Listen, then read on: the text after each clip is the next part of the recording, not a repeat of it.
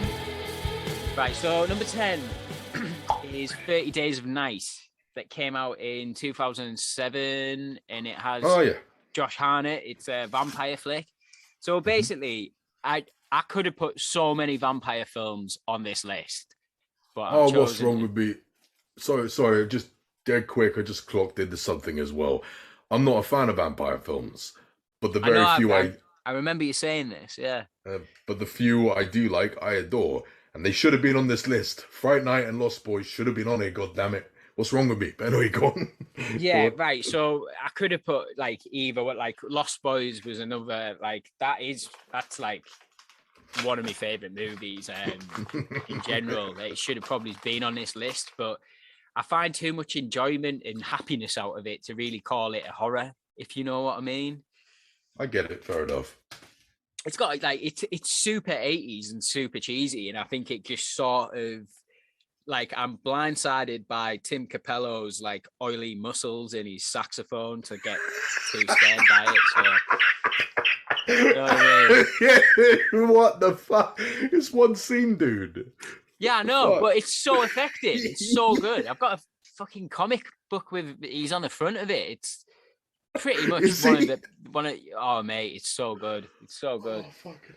But yeah, anyway, I wasn't expecting that. Not talking about Tim Capello's oily muscles, and we'll talk about 30 Days a Night. That's funny. I think this is a great film. This is a great little number. I really like Josh Hartnett, and I think it's an absolute... This man has turned down so many superhero roles. It's like it's not even funny. Like, the man's turned down both Superman and Batman. Like, you've got to be made of some stern stuff to be like, you know what? I don't want them roles. Like, that's a $2 million paycheck for both right there. Like, yeah, and to me, like the playing the Batman, that's like one of the last prestigious roles that everyone's like, oh, who's going to be the next Batman or whatever. But yeah, man, 30 Days a Night. It's exactly what it says on the tin. 30 Days of Night. Another guy who's in that, Ben Foster. Wow, he's awesome in it. Dude, maybe he's playing typecast for a weird guy that he normally plays. He's quite intense, but my God, like he's amazing in this film. He's sort of like ends up in this town, like pre-warning them of like this imminent threat from these vampires that are coming to town, and it's just awesome. It's like a proper like semi-survival flick. Danny Houston, who plays the main vampire in it, he's awesome. It's got they enhance some of the mouths of the vampires CGI, but it's nothing too over the top. But yeah, it's pretty solid film. Has a pretty unconventional ending, and it was one, if it was ever on a nighttime, I'd watch it. It'd be getting watched. I think that was a film for watch. Number 9 is Final Fantasy, the first one. No, not Final Fantasy, Final Destination. You absolute knobhead. I was going to say, me personally, I actually have it up there. I actually like Final Fantasy, but I actually like it, but I was like, God damn, that's not horror. What are you on about? No, dude? What the hell am I on about? Yeah. Final Destination. Fuck yeah. I'm a fan of the first two in a big way. I'm a fan of the first 3. I think the first 3 are pretty good. I like how the second one pretty much like directly follows that the first movie successfully. Yeah, it does. Yeah, I haven't seen the second one in such a long time. I think that I need to revisit that at some point, definitely. But yeah, the first I got them both up there. I rewatched them not too long back. They're great. I only own the first one. I need to get the other couple. But yeah, it's Tony a good Todd, film. man. It's a great film. Like, I used to watch it like on the regular. It was one of them that was on quite a lot back in the day. Yeah. I think it's really effective. Like, all the kills, and it's just the way that who was ever brainstorming these kills back in the like pre-production, like what a job that was. You know what I mean? Yeah, can you just come up with like 10 crazy deaths? But the point you made earlier on about The Omen, I never really saw it like that, but there's some solid parallels there. Definitely. I saw it when I first saw Final Destination, but I was like 13. I saw it instantly. Instantly, I knew, I could tell, and because as I said, I already saw The Omen, and it fucked me up. So yeah, this never ceases to scare me. Final Destination 1 and 2 never cease to scare me. Amazing concepts, and I also love Tony Todd in it as the mortician guy. You know what I mean? With that scary ass voice of his, man. Yeah, that scary voice of his, man, when he's there talking about it. And you don't even want to fuck with that Mac Daddy. I was like, oh shit. Oh shit. Yeah, wonderful films, man, and very scary concepts. Very well done. Very well done films. I was a big fan back in the day. Number 8 is Evil Dead, but the remake. I think the remake's great, man. The remake's phenomenal. Yeah. Wow. Okay. Fair enough. It's one of these films that I've like revisited so many times since it's been out. Like it's a bit weird because it's a bit of a rough watch, but I just think they made a great film, a great homage to the first Evil Dead. Like I think that original Evil Dead, for what it was going for back in the day, being like a straight up, more straight lined horror movie, like. Then Evil Dead 2 obviously taking that, but injecting a lot more humor in it. They basically knew what they had with Bruce Campbell. Like, let's face it, we don't have anything like that. We don't have anything like that in the remake. But I just think for what it's doing, I've never seen this much amount of blood in a movie before. Like right near the end, it gets really, really crazy. Yeah, fucking hell. But everyone's really good in it. The main actress in it who gets possessed in it, she's phenomenal in it. I bet she had loads of fun doing that role. But it gets really, really gnarly at certain points. And yeah, I think that's how you sort of do a remake. I agree. I disagree with what you just said then. They did not have fun making it. No one did. Not, but No, none of the actors have ever had fun making an Evil Dead film. They've clearly stated this. Loads of the times Bruce Campbell had bruises in the films, and they were real bruises. They always got badly hurt and shit, and the same goes for the remake. They did not have fun shooting it. They were getting injured. But I can't remember who directed this remake, but I think he's having a lot of success, to be fair. Yeah. Don't Breathe. He did that. Yes, yeah. Which is a great film, which... Could have been solid film. Could have probably honorable mentions that one, but I didn't. Yeah, I agree. That's a solid flick, that one. But yeah, I think it's a solid remake. I'd say it's one of the better remakes of horror out there. Definitely, very, very satisfying film. I don't love it or anything, but I really do dig it. They definitely changed up a lot of the mythology and stuff. And what a great modern day take on an old classic. Yeah. Perfect. Wow. Like really, really well done, man. Almost complete lack of CGI. Almost, it's very impressive. I think that's why I appreciated it. To be honest, they went really ham with the practical effects in it, which for this day and age doesn't happen a lot, man. Yeah, man. Solid film, man.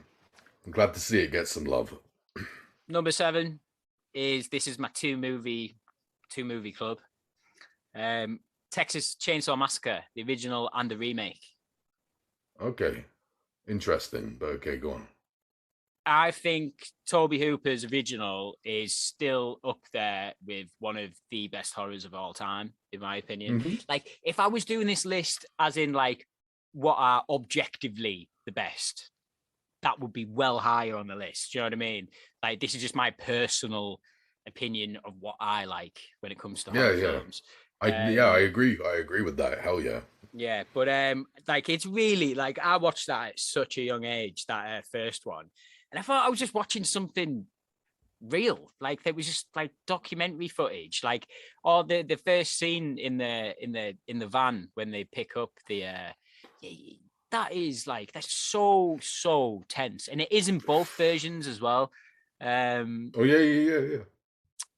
I think the remake is hands down one of the best remakes that they've tried to do with some of these old classics. They've obviously tried to do it with they've done it with Halloween and they've had loads of success with that. But like, how long has it took them to do that that remake. Mm-hmm. This Texas Chainsaw Massacre was in 2003 when they remade it. I think it's by Michael Bay's production company. I think he did It a few is. of them. He did Nightmare on Elm Street, which isn't great, but I do really like Jackie Earl Haley, I think he's Mm-hmm. called. I love his That's take his on name. Freddy Krueger, man. I think it's awesome. Mm-hmm.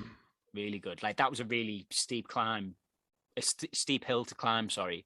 And I think Mm-hmm. he puts in like really good effort with it. But yeah, the Texas Chainsaw Massacre, the remake, like I can't remember the guy's name who actually plays Leatherface, but just so like intimidating and Yeah. you can really feel like the force of like when he's walking about and stuff like that. I think the set design of the house in the basement, awesome, unreal. It's just relenting, that film. It never Mm-hmm. stops, and I think it looks pretty great as well as far as cinematography and stuff goes. Dirty. It looks filthy and grim. It Yeah, looks man. extremely sweaty and humid and horrific environment to be in, but all the kills are like really solid in it. I'm a What do big you think fan of of the prequel? the beginning. Yeah, I enjoyed it, to be Mm-hmm. honest. I don't think it's I really like the 2003 version, the quote unquote original that isn't the original remake.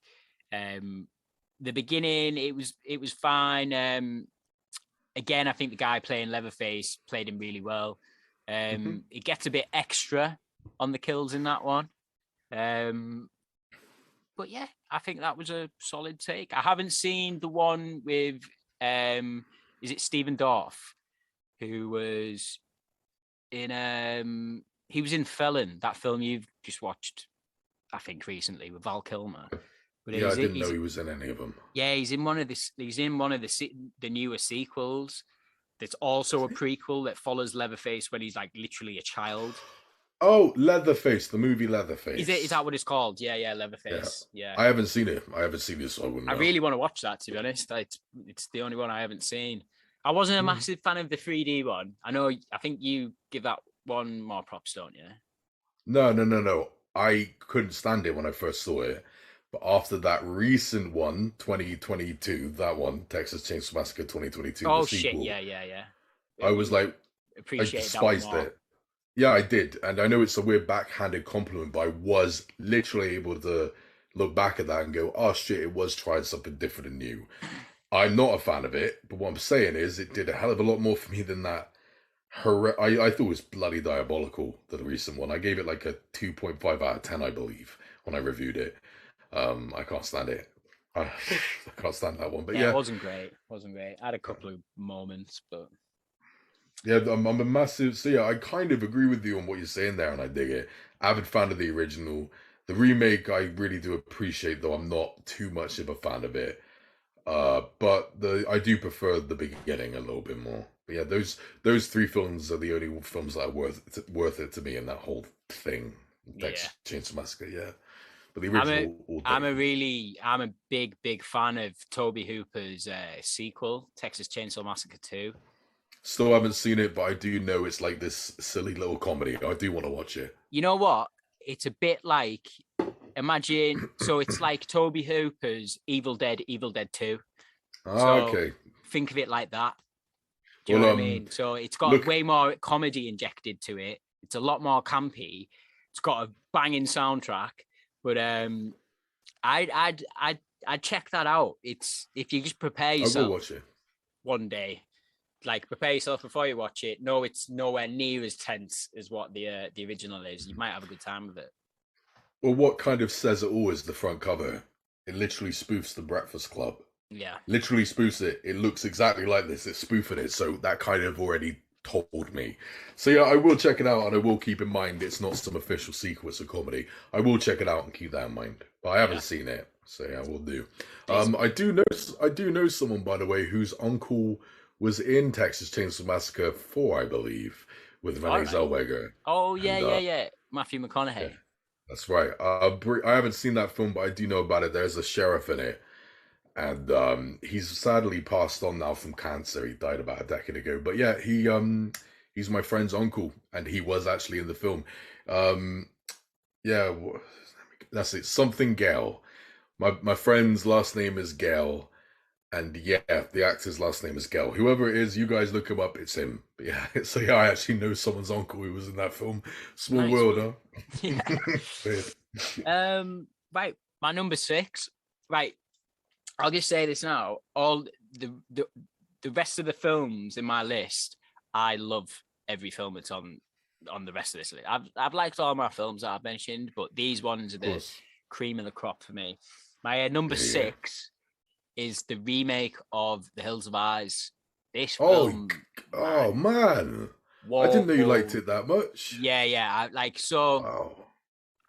You like it I've more than I do. I've Wow. got a bit of Wow. history with this film. So it was my birthday, and I was having friends over, and I lived at this like old, decrepit, like old farmhouse situation thing when I was living with my Yeah. mum. I had my friends over, and the plan was to camp in the back garden. I had like a big sort of garden situation, but it was a bit creepy. Anyway, we were Yeah. like, yeah, we'll camp out. We'll have like beers outside and stuff like that. It'll be fine. It'll be cool. So we're like, we'll go and rent some, get some films from Blockbusters or wherever it was we were getting them from. And we rented this. The first like 5 minutes of this film, we were all just like pillows over your face, just like, this is brutal. We ended up going to stay outside, like camping in the tents. I think we lasted about 45 minutes outside until we were like, nah, this is too much. We're going back in. And my mum had to deal with like 5 lads in the house, but it was fine. It was one of them. But yeah, I love this film. And I think the reason why I love it so much is because I feel like it's a number.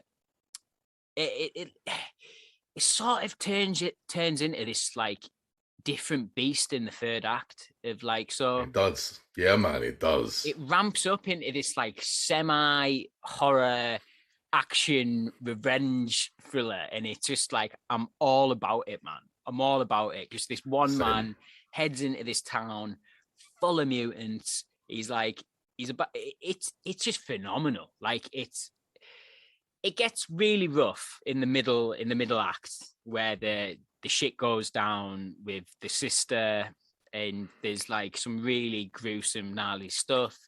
There's a baby. Yeah. There's like a baby involved. It's just like it's not good. It's really horrific. Mhm. But that's where the horror comes in. But the whole setup to that point, which that point doesn't come until about 45 minutes in the film, but like that whole setup up until that point is, you don't see anything, but you sort of see stuff in the hills. That's right. Like That's little right. bits that just put you on edge, and you're like, did I just see something there? Sorry, go on. But Sorry about that. it's just, I love it. I love it so much. I think all the acting's like really, really solid in it. The sequel I really enjoy as well. It's just a shame it's not on the same par for the original. I like it, man. The soldiers aspect into it. It's just like, that's the sort. It's like the Aliens, where, you know, like you've got Alien and Aliens. The Aliens is a lot more action orientated with the army, the commandos that go in and stuff. The Hills of Eyes 2, I don't know. It's great seeing all these soldiers get picked off one by one, like, and there's some like really inventive kills in it. But I will say, the whole premise of The Hills of Eyes Part 2, it doubles down on the really nasty shit of the first Hills of Eyes, which doesn't make it as rewatchable for me. I'm just happy to hear It goes you say into all like this. impregnating like women to keep the mutant clan going, basically. In the second one, it gets really fucking naughty, man. But yeah, I love it. Like I absolutely love it. Always will. I've rewatched it countless times. It's got some really great set pieces in it, but it's just, most horror films fall apart in the third act for me. Sometimes, like, it just falls flat mostly. I'm not saying with all of them, but a lot of them. But this one, it just changes into this other beast in the third act, and I'm so on board for it. Like, it's great. That's right. It's great. I'm just really bloody happy to hear you say that. I really am. I could have put it up higher, but plain and simple, I found more films that had a bigger impact on me. But I will quickly say this: I always avoided the second one, to the sequel to the remake, because I couldn't be fucked with it. I was like, look, it looks trash. Loads of people have criticized it. I can't be fucked. I saw it for the first time about a year ago. Finally, I was like, yeah, why not? Watched it. Sorry, dude, completely disagree with you. I despised it. But again, I'm glad you had your fun with it. I couldn't stick it. Cool ideas though. I mean, like the idea of like soldiers getting picked off was alright, but nah, couldn't stand the film. But the one before, I think is great. My quick question for you is: have you seen the original? No, I haven't. I haven't. I've seen it like fleeting when I was younger, like, and that was another film for like watch. But it's I don't know. Right. What would you say? Would you say the original's better or? So look, I haven't heard what's that. the I haven't heard very good things, to be honest. well, look, this is the thing. It's not usually a film's fault when it ages, but I can't help it. It has horrifically aged. There's not really any mutants in it. They're just people hills. They are Yeah, technically that's what I mutants, but gathered. they don't look it, and the effects are fucking dreadful. For example, there is this easily the worst scene in the film for me, like disturbing wise, is the scene where he gets set on fire in the remake. When he gets set on fire in the remake, that bad. It's just despicable. It's just too much to watch. I've actually fast forwarded that scene many times because I can't watch it. It's It's just too much harrowing, for man. me. It's harrowing. It's really. It's But this that's anime. there's multiple occasions in that film where I'm like, "Ugh, too much, man. Like, get this I the fast fuck off the forwarded it too many screen. Like, times. too much for me, man." Yeah, it deeply affects me. It's an amazing blend of CGI and practical effects. They actually did set a dummy on fire. And the fact that it's Buffalo Bill himself, Ted Levine, the fact it's him, it's even more impressive. But in the original, literally, it's not a joke. When the dad gets set on fire in the original, it's just the guy stood there, like, chained up, and they actually hold a lighter, like, in front of the camera. Do you see what I mean? So that way it Yeah, looks yeah, yeah. he's behind the lighter flame, and Wow. it's staggering. Like the effects in it are staggering.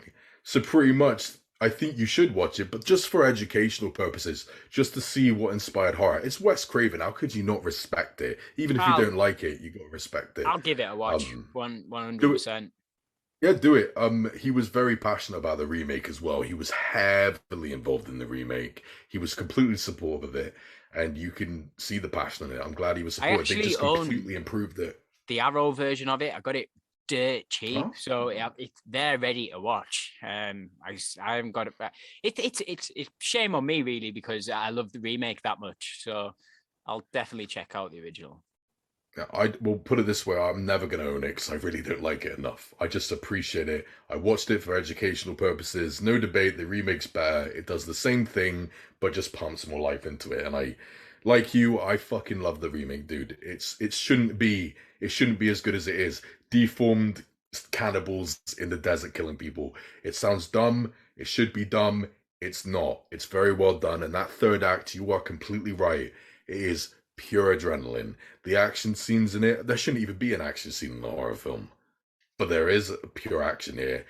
It is brilliantly well shot, great practical effects. That scene with the big brute chasing that dude around with the axe in the house, grabbing him by the leg, throwing him through the It's freaking wall. awesome. It's so It's awesome. It's so good. Like dude, it's brilliant. It's brilliant. And the end where he's got the butt of the shotgun bashing that nasty bastard in the face. It's like, like kill him. He's so scary. the events leading up to that third act, like there's some really horrific stuff that goes down, and That's right. in that third act, it's just all payoff. So all that anger and intense that you've felt throughout the picture, by the time you get that third act, it's all just release. So Yeah. it's Tension good. and release, yeah. Yeah, Well, it's good. dude, I know we've spoken enough about it, but forgive me, this is cathartic for me because I haven't heard anyone else praise it. You just give me a quick second. I gotta do this real quick. Give me a quick second. Where are you, Yeah, you man. beauty? Yes. So I had to stand up to get it. Now, so pretty much back when I was, again, when I wanted to be a filmmaker and stuff when I was a teenager, I had the DVD of Hills Have Eyes. And again, I watched the behind the scenes, and it was over an hour's worth of these French guys explaining how hard it was to make, how passionate they were of the original. They had the opportunity to do this remake and shit, and they did it. And you can see the crazy effects they went into making all these prosthetics and shit and all the stunts. That's why I love it. I appreciate it because the effects on these mutants look amazing. They look great. And like you would have like thought, oh, well, you know, they used to do this in the 80s and like early 90s and stuff. But like, I don't know, like this was, when did this come out? 2005 or 2006? Yeah, it was just, it could have so easily been CGI nonsense, but it really wasn't. It just, and it adds to the effect of it. They put the effort in, and to this day, it's one of my favorite horrors. If we were doing a top 30, it would be up there. One of the best remakes ever. But the reason why I'm saying all of that is because I got the Blu-ray naturally, had to, but I noticed something in it that really fucked me off.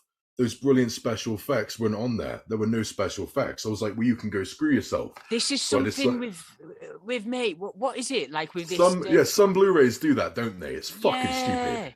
That's honestly, I've bought some, like I've got Blu-rays there that I own, and I've went out and bought the DVD as well just to get the special features with. Like, there's it's not on Blu-ray, but James Cameron's The Abyss, like, great movie. Awesome special features on the DVD. Like, highly recommend. Hours and hours and hours of behind the scenes footage that you just don't get on Blu-rays these days.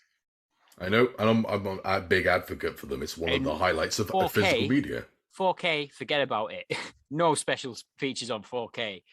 I've only got two. I've only got two that have special features on it, and it's 1917, and I can't even remember. It's up there somewhere. I can't be bothered to look for it, but it's there. Yeah, it is annoying, but still, my point is, dude, I got the Blu-ray, no special features, pissed me off.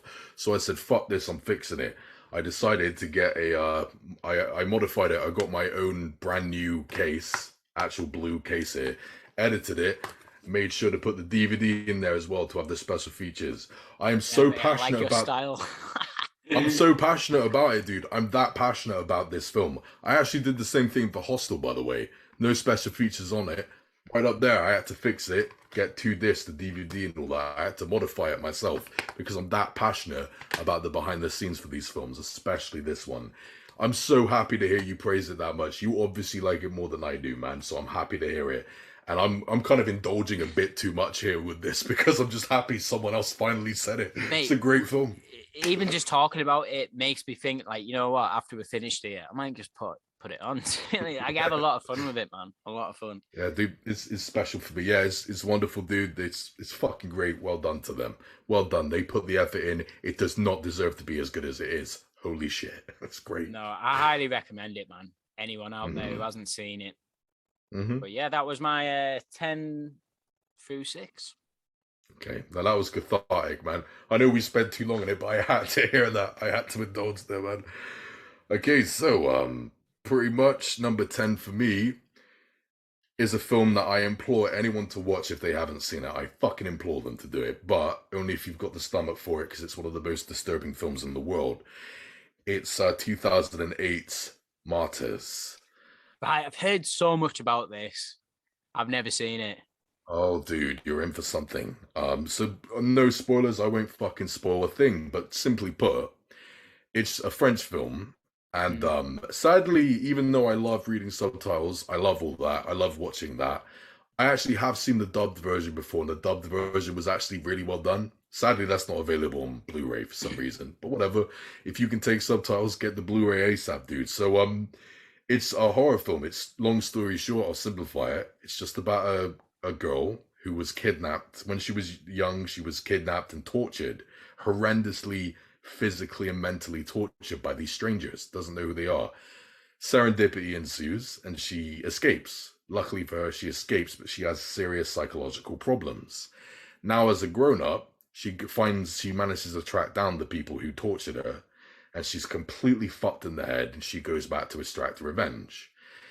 And her friend, who's been with her through all of this mental stress, is there to kind of guide her through the process. Now, right there, it sounds like every generic revenge film. I assure you, there's so much about this film I'm not telling you, and I fucking refuse to. Put it this way, Cabin in the Woods, how it starts is not how it fucking ends. It's the same for this one, for Martyrs. How it starts is not how it ends. You just can't predict the twists. You just cannot predict the reveals. You don't have the ability to put it on and just go, oh, I know what's going to happen. You don't. You're not going to guess any of it, so just turn your brain off and just consume me. None of it is boring for me. It is one of the greatest horror films ever made, easily for me. Unbelievably tense and creepy. And it's one of those films where each act, all three acts, are vastly different from one another. There's barely a correlation between them. It's like a different fucking film each time. It's the last act is some of the best filmmaking I've ever seen. And it is, I felt like more of a man when I finished it, because I felt like tough for making it through that shit. Do you understand? It's not easy. It's a remarkable film, and I will say this as well. There was a remake of it, an American remake, and it was vastly panned. I actually, I don't love it or anything, but I kind of dug it because it brought its own spin to it. It's actually a very different movie. I didn't realize there was a remake to it. Is it 2016? Is it the same name? Yeah, Martyrs. It's 2015, 2016 it was made or something. And yeah, very similar in like concept and story, same story and all that, but the atmosphere is very different and it has very different modes. It's a bit of a shame though, it's kind of a more lighter version of it. It's like Martyrs Light. You know what I mean? Like it's a lot more definitely friendly. check out the French version, the original version first. Yeah, definitely. Yeah. Oh Christ, yeah, Alice. What's the original first? Otherwise it's going to be spoiling it for you if you watch the inferior remake. Yeah. But you know what? I do dig it more than most. I do dig it more than most, the remake. But put it this way: if it was available on Blu-ray over here, if the region was B, I would buy it. I liked it enough. But yeah, dude, you're in for something. I would actually say when we're done with this, I'd say rush to see it, dude. I'm serious, Ellis. I think you should rush to see that. I'd like to hear your take on that. I'll do it, man. I'll do it. Yeah. I'll try and find it and buy it. Yeah, I've heard enough about it to blind buy it. So. Yeah, they weren't kidding though. It's tough. It's some tough I've stuff. Heard it's rough. Yeah, but a special film regardless. What an ending! You just wait for it. It's powerful filmmaking. So yeah, number 9 is a film I saw when I was 16. Now because, well, me being me, I've always aged quite badly, dude. I've always looked older than what I am. It's just the reality of it. And when I was 16, when I was like 14, I was able to get in certificate 18 cinemas. I was lucky. So it's a blessing and a curse. When I was 16, I managed to see 2008's Wreck. I don't think I've seen this. Oh, Wreck. REC. Yeah. So right, so I've seen this, but I wasn't very coherent when I've seen it. I've seen the American remake, Quarantine, but I haven't bothered with it because of how similar it was. It was like, yeah, it's a shot for shot remake. Go for it if people want to watch it. Fine. I like subtitles. I'm sticking with it. So yeah, yeah. Wreck was a complete surprise for me. Found footage films. It was around the time when they became ubiquitous. Like, you know what I mean? They were fucking everywhere with Cloverfield and all that. They were just constant. But this one stood out for me more than most. Very effectively scary. I love the character development and stuff. It made sense why they would keep filming despite all the craziness. And then the last like 20 minutes came and it's just a riot. Tensions are high, it's completely creepy as fuck, and the ending came and it's just haunting. The last 5-10 minutes are something else. I froze when I was in the cinema, and when it was over, I just felt fucked up. It was terrifying. The only downside of it for me is that it's one of those very rare cases where the sequels make me like it less. And the reason why is simply because the story isn't complete. The ending doesn't answer everything, so the story is incomplete and I'm left wanting more. And then the sequels come along and the quality dips and it's quite annoying not having all the answers. And then you get them and it's like, The second one is passable. I don't hate it. It's passable. Third one is a stupid comedy, which I don't even think is funny. I didn't like it at all. Fourth one is probably the worst out of the whole lot. And I wasn't aware that it produced so many sequels. You know what? It's so annoying. I was in HMV the other day and they've had an Arrow sale on for like the past month. And I had Wreck in my hands looking at it, $8.99, and I put it back. I should have got it, man. I should have got it. It had the slipcover and everything. Bastard. Oh, nice. Yeah. But yeah, remarkable film, Dead Scary. I fucking adore that film so much, so freaking much. When It's I been saw on it my in the cinema, I radar to went watch nuts. for a long time, but I just haven't got down to watching it yet. But if you've got a problem with subtitles, just go for the remake, Oh, dude. I haven't. Go for I it. haven't. No, I'm going straight. Cool. No, Quarantine was okay. Like it's an enjoyable film, but everyone who I know says Rex like a way superior film. Well, I wouldn't know. I wouldn't really know. I haven't seen Quarantine, but from what I've seen, they're exactly the same. So I don't know how any of it does it better. I think the only thing that it does better is the simple fact is the original. Other than that, I don't know how it would be any better. So I don't know. All right, fair enough. I've got no idea, but whatever, go for it, man. It's all cool. Speaking of brilliant films that were sadly lessened by the sequels, number 8 is Saw.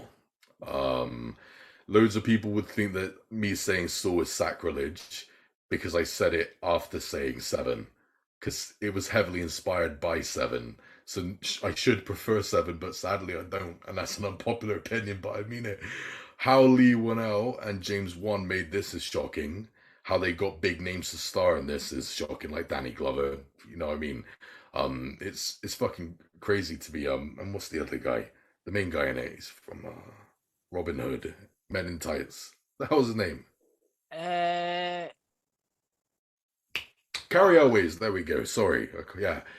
They managed to get these big names in it because of their script. And, dude, I think it was actually a pretty special film. It was effectively scary. It was a great mystery with them tied down, trying to figure out all the puzzles around the room. Again, the Jigsaw Killer in that film is one of the best I've ever seen, ever. The whole thing is just gripping.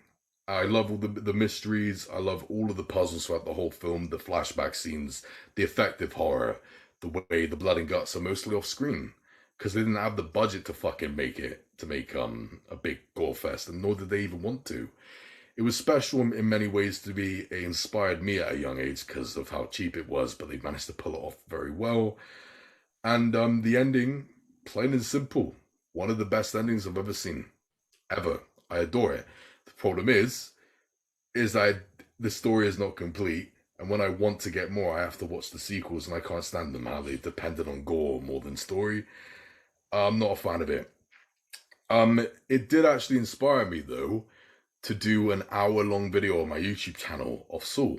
I actually did a whole hour long. It took me so long to make. I analyzed all of the themes of each of the films, and I explained how they impacted me and stuff. And it was all leading up to Spiral, the Chris Rock film, which I did like more than most people. I reviewed that next as a video on my YouTube channel, but I was dedicated to it, and it's because of how much Saw originally meant to me with its psychological roots. And I also did a big analysis on how I was pissed off how the character of Jigsaw changed throughout the films. He originally began as an evil villain, and then they decided to add loads more to him, but ironically that took a lot away from him, because he kind of became a stupid anti-hero by the end of the saga, and I thought it was so stupid. I think as far as the Saw films go on, I really appreciate them. I haven't seen all of them. I think the second one was the one I vibed with the most, which is, I think, Set in the House, if I'm not mistaken. Yeah. That's Love right. that one. It is. I think it's brilliant. Like that, I don't. that needle scene where she falls into the pit of needles. Whoa.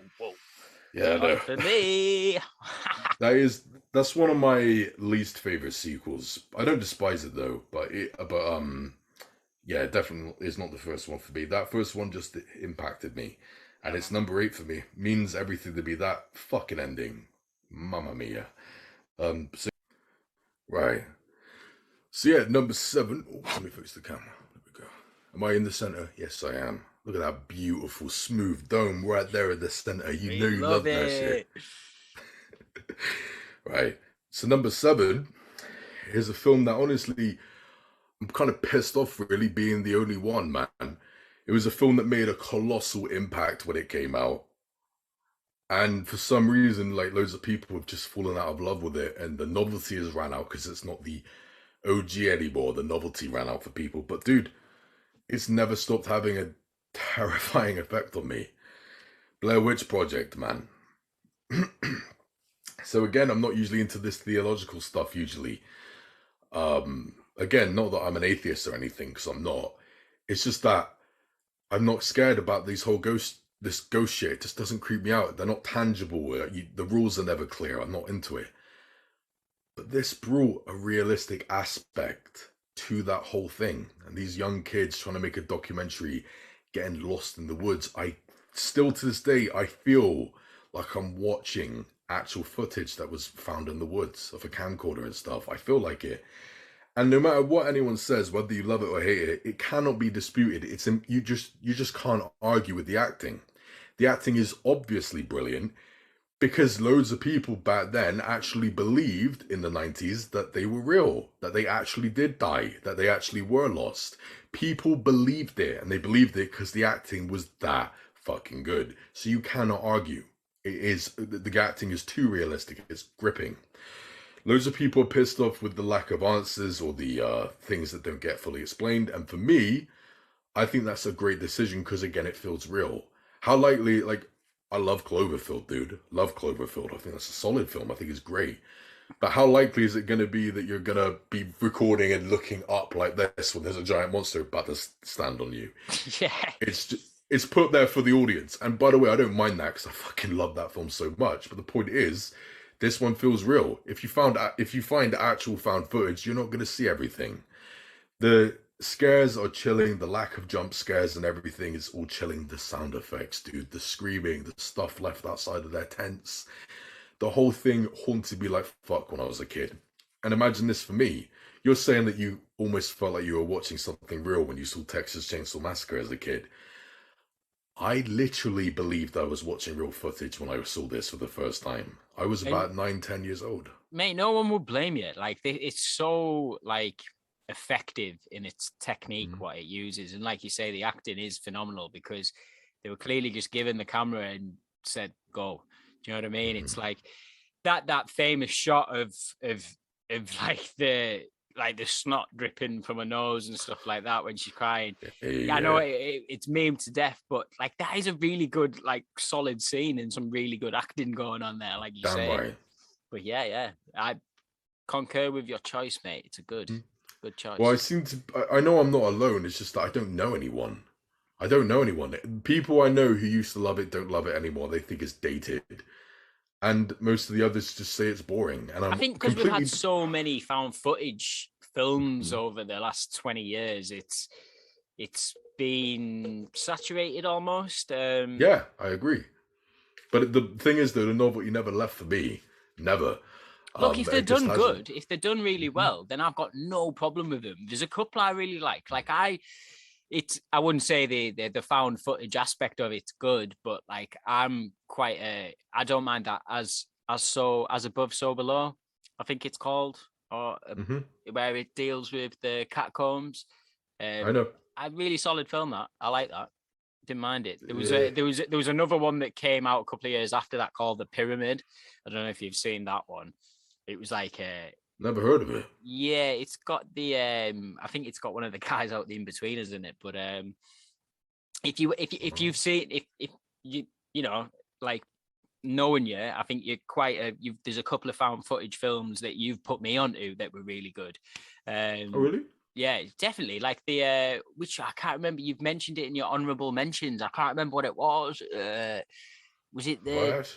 Oh, was it the Devil's Pass one? Was that found footage? Oh yeah, that's right. Devil's Pass. Yeah, yeah. It's over here. It's called the Dyatlov Pass incident, but in America, it's called Devil's Pass. Yeah, I only watched that because you recommended it, and it was a good watch. So yeah, that's it. Yeah, you watched one of my video reviews, didn't you? Yes, I did. Yeah, really good. Yeah. By the way, guys, if you haven't checked out Badger's YouTube channel, I'll leave a link in the description down below. But check it out. Thank you. But yeah, that one I thought was very underrated. That found footage film, I thought it was effectively scary. As Above, So Below, I remember me and my cousin saw that in the cinema, and I was disappointed in it, mate. The only thing I really appreciated was that it had a different ending to the typical found footage films. It did have a different ending, which I appreciate, but wasn't much for me. But still, put it this way as well, I already owned Blair Witch Project. I already owned it on Blu-ray. I just gave it to my best friend. The reason why was just specifically so I can get the steelbook. That's a very nice steelbook as well. That's how nerdy I am. That's Yeah, how no, I nerdy like I it. am. Yeah, you're more of a. I haven't even seen the second one, nor do I want to. The Book of Shadow shit, but the third one, just Blair Witch, I was dead excited for. Really not a fan of that, but you enjoyed that one a lot more than I did, and I'm glad to say that. I'm glad that you A enjoyed it little more than bit. me. No, I'm glad you enjoyed it more than I did. I really was not a fan. Whatever it is, what it is. But yeah, Blair Witch Project is one of my favorite overall films ever, and it's one of the scariest ones I've ever seen. I struggle to watch it. I just do. It's just amazing. And number 6, again, it's another video that I've done. I've done a video review on all 3 of the films, and it's my second longest video. It's like 50 minutes long. Jeepers Creepers. Um, Right. Okay. But I'll let you go for this. But I just want to say, I should have really. I should have just put it on the list. But I agree with everything you're gonna say about the film. I agree with all your opinions on it. I've watched your videos on the Jeepers Creepers. Oh yeah, I've forgotten about that. Yeah, thank you. You're one of the few who watched it all the way. Thank you. Yeah. Look, you'll obviously mention it. Like the director, like just he's a piece of shit. But it's one of these ones. Like I'm never not gonna not talk about Kevin Spacey films because he's been in too many good films and played too many good parts not to talk about it. And Jeepers Creepers, yeah, he's like when we say he's a piece of shit, we fucking mean it. Do you know what I mean? Like he really is. Yeah. But I did love them films and still do. It does leave a little bit of a sour taste in my mouth. And I know we've got different opinions about the sequel, the second one. There's when you know more about the director and the themes going on in the second one, it's a bit, ooh, I don't know how I feel about it. Wait. When you say themes, do you mean the young men being shirtless?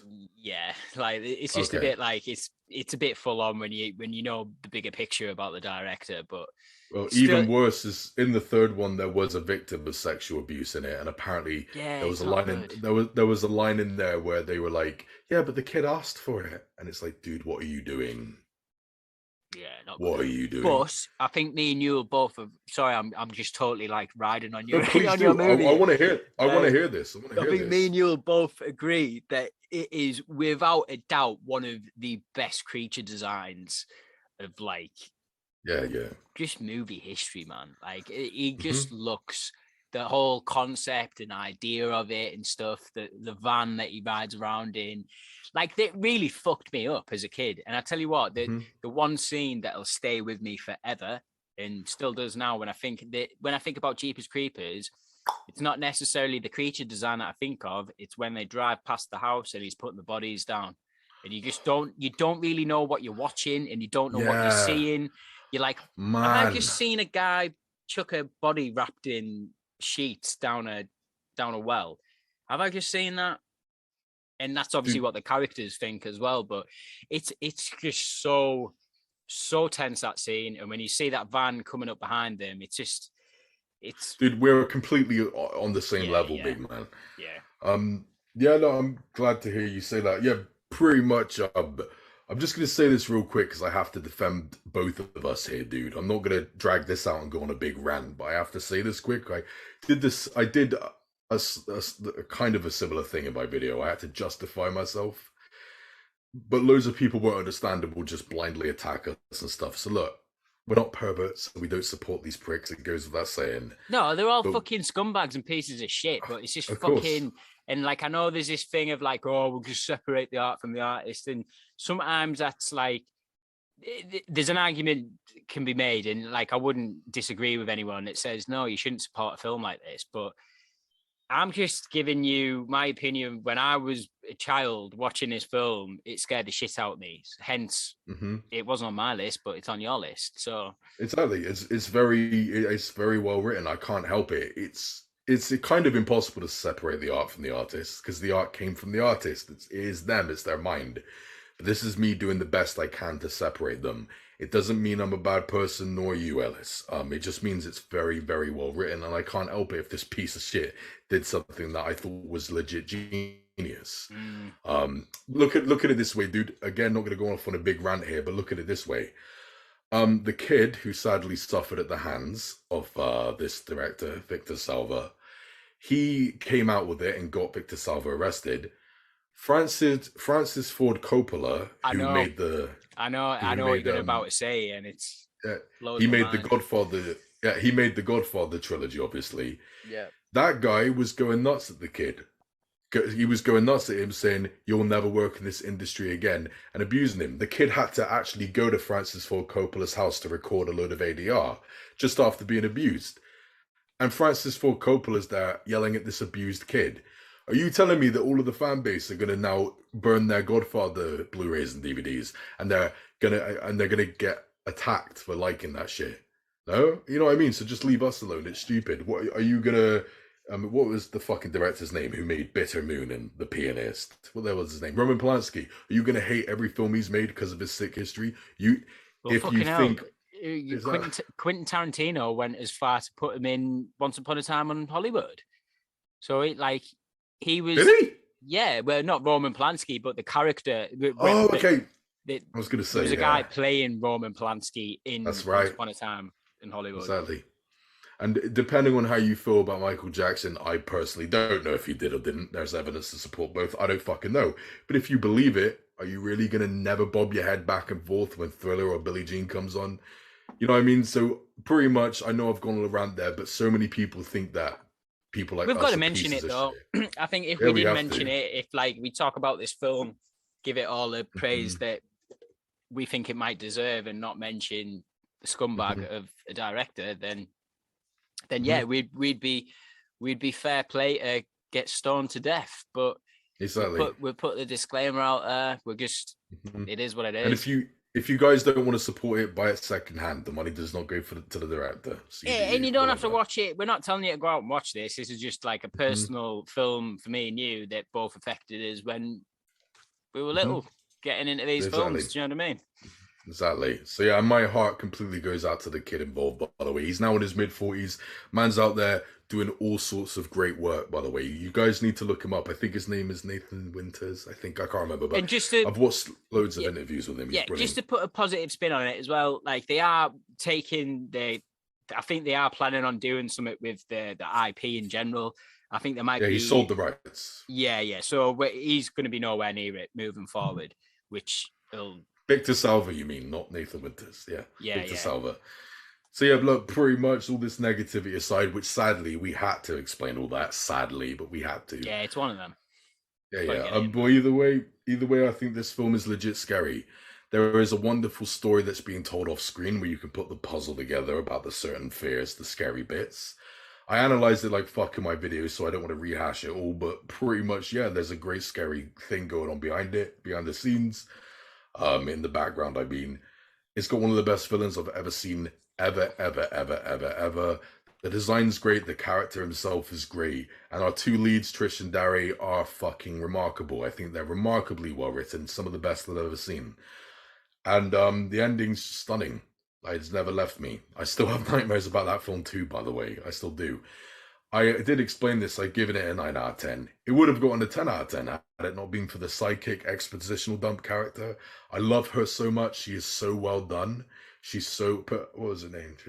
Or whatever. Anyway, I've forgotten her name off the top of my head. The point is, she is absolutely wonderful. Giselle Gay Hartman. There we go. Giselle Gay Hartman is a wonderful character. Very well written. A great expositional dump character.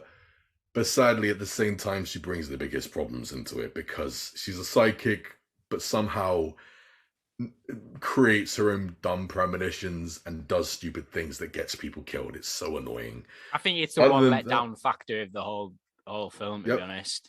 That's it. Other than that, it's remarkably well done. And the sequel, I like it. It's a 6 out of 10 for me. It's very flawed, big step down, still like it. And the third one can go fuck itself, but that didn't happen as far as I'm concerned. Thankfully, second one's it's got not going a great intro in the fields, wait, the scarecrow situation. Awesome, man. Great. The third one was terrible, in my opinion, at least, but thankfully, it's not going to be continued. They're erasing it from the timeline. He's already sold the rights. They're going to do a fourth one, which I think will be part 3 in their heads, but I'm still not hopeful for it. I don't think it's going to be good, but I don't care. As long as I got the first 2, mainly the first one, I'm happy. I think that it's sort of it's ripe for like, and you might not agree with this, like a bit of action flavor. So you know how we were talking about the Hills of Eyes, like the third act of that film. If it was like, if we had like one sort of protagonist go up against this creature, and it was like a one-on-one sort of last man standing situation, a lot like in part 2, where with the older guy whose son gets killed, and he comes back for like revenge, pretty much. I love all that aspect in the second film. I've said that in my video. I think it's great stuff. Yeah, great stuff. Really good.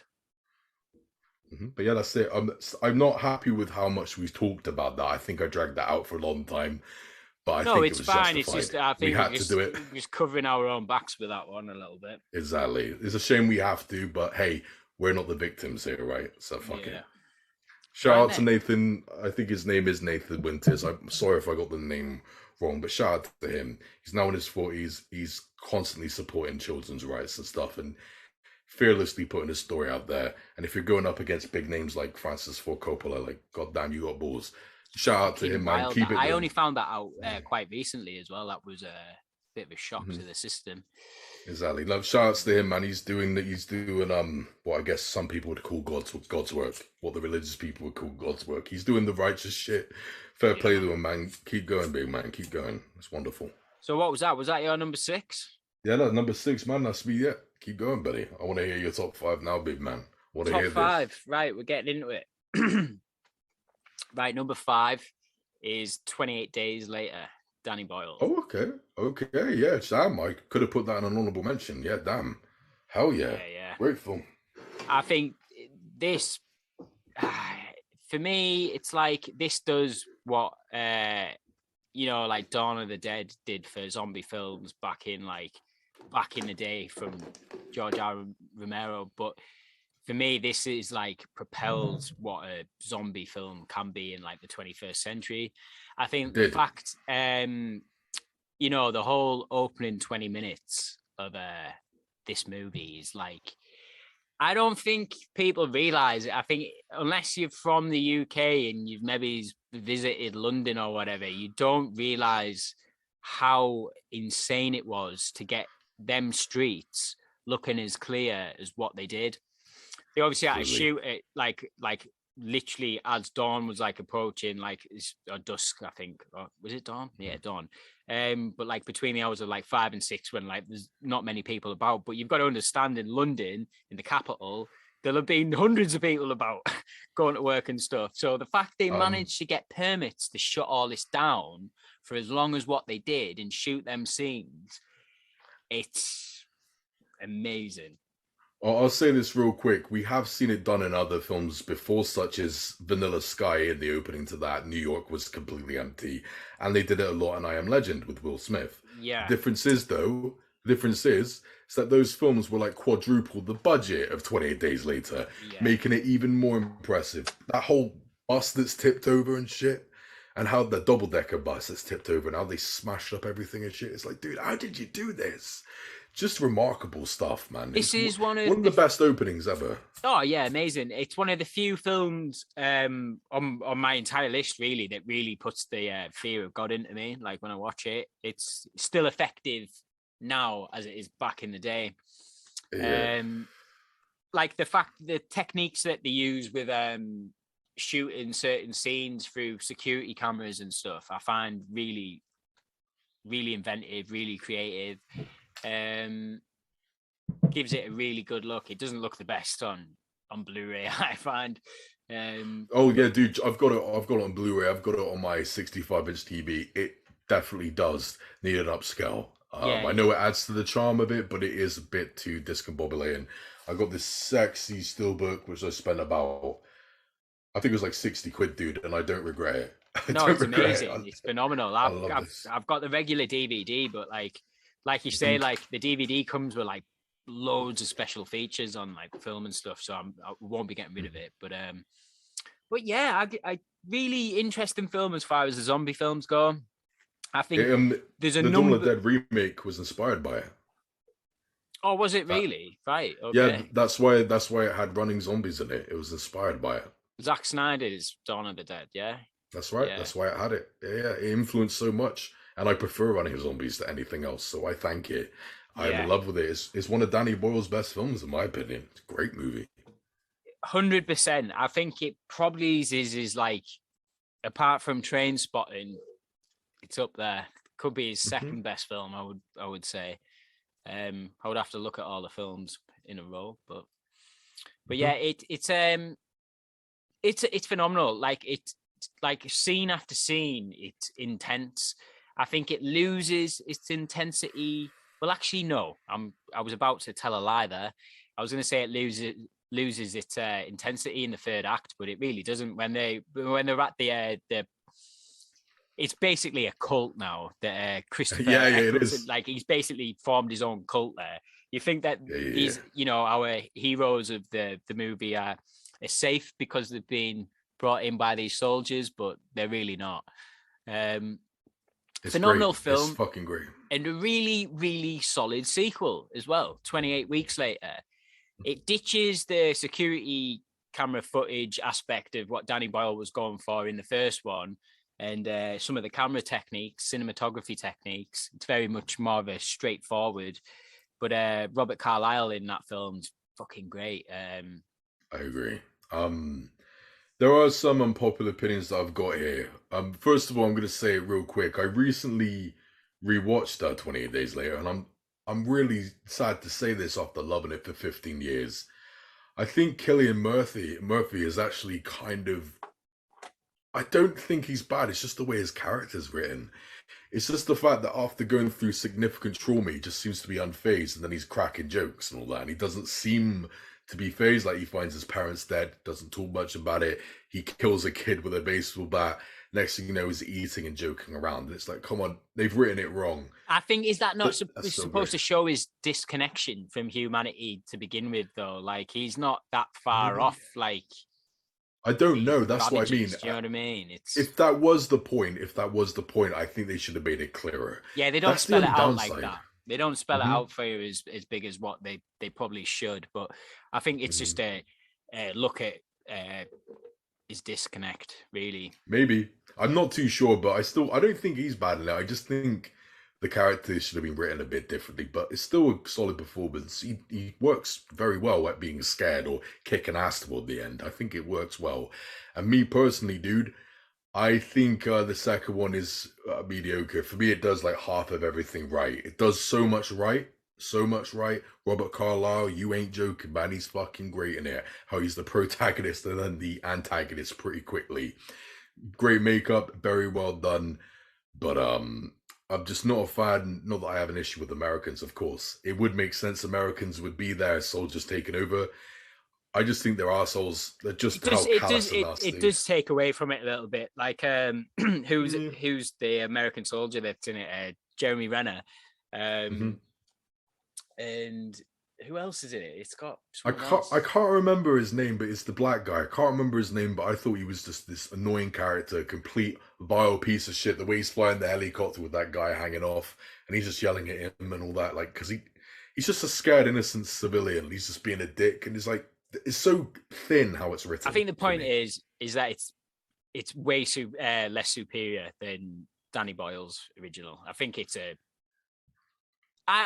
a landmark zombie film. If you're talking about the zombie films in a whole, if we were to do a video on the 20 best zombie films, it would be in the top 5 for sure. It's possibly my number one, dude. Yeah, Possibly. I don't know. It maybe. might be. First one is like an 8.5, 9 is a 8.5 to a 9.5 out of 10 for me. Second one is like a 5 for me. I don't Don't get hate me it, like, but I love I'm not a Zack fan. Snyder's Dawn of the Dead. Like, I really love it. Mm-hmm. But to me, Mm-hmm. that's like, if I don't want to play like Dead Rising on the 360, I'll just watch Dawn of the Dead. Do you know what I mean? Like, I find it Dead more. Rising was a banger. Yeah, it was an amazing game. Yeah. I find it more fun than scary. That one. Yeah. I actually rewatched that less than a week ago, so I know what you mean. Hell Yeah, yeah. yeah. But yeah, dude, I'm happy to hear you say that. What a great film that is. Number 4. Now this one is. I think it's phenomenal, and it's like there's not many films on my list that I haven't rewatched or wanted to rewatch. But this one, I'll never watch it again. Maybe, I don't know. Kill List. Right. Kill List. Oh, from fuck. Oh, 2011, directed by Ben Wheatley, who I think is one of the best, and he's one of the best British filmmakers working today. I really like him. And this film it's a hard one because it's probably got one of the most horrific endings ever. Well, it's the most horrific ending to a film I've ever seen. Put it that way. But that isn't why it's on the list, just because of the last 2 minutes of the film. There's like I was saying earlier on in the video, I'm a really big fan of cult films, and anything to do with weird cults, I'm all about. And this one is like a cult film, almost masked in this like weird sort of like... Almost a gangster film. Almost. So it follows these two ex-soldiers that are like hired hitmen, basically. And you're following these two guys, and you think it's just going to be this sort of generic... You don't really know what this film's going to be. Like, let's be honest, when you first start watching it, like, you don't notice any of the little cult-isms that it's sort of chucking at you. It's a little, like, there's little bits in there, and you think, whoa, did I just see that? Is that connecting to that? But I will say, if you've got a family, a relatively young family, I'd maybe just give this one a miss. Because I won't spoil it. But... yeah. It's one of the most brutal films I've ever seen in my life. It's like, it really is. And it's all like propelled by really authentic acting in it. So being from the UK, like I'm being from the UK and watching this couple argue and stuff like that, like you see parallels to like your own life and stuff. And it goes from being this sort of UK-based gangster thriller to this weird out there cult situation at the end. Yeah. Similar a lot. It's not like a sex cult or out like that, but it's a little bit similar to Eyes Wide Shut. We're following this guy on a journey, and my God, it does not end well for him at all. It's really it's a hard watch, but I think that's why it's so high on the list, because it's so effective. Yeah, Hunchback. Yeah, that's all we need to say. Oh, fuck. Don't spoil it. Oh, come on, I'm not going to say shit. They won't even know what the hell that means. But I saw that, I was like, you can go fuck off. And I didn't, honestly, like, I didn't know that's what was going down when that when that scene was happening, in like the reveal of it. It's just like, I had to watch like 30 episodes of Power Rangers after it, man, just to like get myself back into some like normal balanced moves. Don't watch it if you're feeling depressed. Jesus, my God. That's funny, dude. But yeah, it's I know brutal, something man. weird. But I tell you what though, like half the reason putting this on the list so high up is just I wanted to highlight Ben Wheatley. He's a phenomenal guy. He's what else has he done? He's done a couple of films. He's done there was a film called High Rise that came out a couple of years ago with Tom Hiddleston in. It's based off a book. Apparently the book is quote unquote unfilmable, and it's arguably a pretentious film, which it is, but it looks beautiful. He done a film that I posted on my Instagram quite recently called Sightseers, which is it's like a black comedy, follows this couple in the UK. They go on like a hiking trip in their caravan and stuff, but they end up coincidentally going on a murder spree. But it's just like how they deal with it so nonchalant, like they're not doing it, they're just enjoying their holiday, but so happen to be murdering loads of people on the way as well. It's a brilliant film. I'd recommend that one if you're watching that. It's really good. And he done another one called Free Fire with I don't know any of these films, dude. Yeah, they're all solid films, man. They're really good. What else did he do? I watched a recent one he done, a horror film recently that came out about a year ago, 2 years ago, called In the Earth, which is all set through COVID times, pandemic times, deals with that, but puts a spin on it. Really good, really good. Cool, man. That's my number 4. Number 3, which you've already mentioned, is Eden Lake. Now that's the fucking film I'll never watch again. I saw it 10 years ago, 11 years ago now. I'll quickly say that not only did it have this horrific effect on me, but my best friend ended up watching it. And I said to him, dude, don't watch that shit. But he did it anyway. He said to me, Badger, it's one of the very few films I've seen where I watch it and I feel physically angry. And I know exactly what he's referring to. You want to punch your TV. Yeah, to an extent. It's you know, in most horror films, it's like one of those cases where you're glad you're not there in their character's situation. Nah, I wish I was fucking there. I'd do some nice, I'd say about 5 stone worth of pressure going from my right thumb to their left eyeballs. That's what I'd say. I want to kill these bastards. You know what I mean? And it's all that's all thanks to a young actor of the name of Jack O'Connell. Oh yeah. Who by rights really should be way bigger than what he is, because I tell you what, this kid, man, obviously my first knowledge and first when I seen Jack O'Connell was in Skins. Yep, Skins, that's right. And that was my religion. Yeah, of course. Yeah, great show. I've only seen the first 2 seasons of Skins. I've only seen that, but they were fucking remarkable. Yeah, he's a great actor. He's amazing in this. Absolutely fantastic. He's been great in other stuff. I think he was in Starred Up. I think it was called. Starred Up with Ben Middleton. Really good film. Yeah, really. I've got that one up there actually on Blu-ray. Yeah, it's a great film.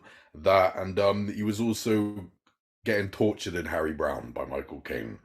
And I still need to watch that. I've seen Harry Brown multiple times, but it's just been years since I've seen it. But I forgot Jack O'Connell was in that. He's been in a few things. He was in This Is England as well. He had a really small role in that. Piss off, really? Yeah. Honest, have a look. Who was he in that? He was one of is it Combo's like right hand men. He was like best mates with like Woody in it. If you watch it again, not Milky. He's basically, when they go to one of the rallies, he gets chucked out the car because he questions it. Oh snap! Yeah. You remember? Wow. Yeah. Dude, I like this kid even more. I know, mate. He's a good guy, man. He's a good actor. We're in some of the best films I've ever seen.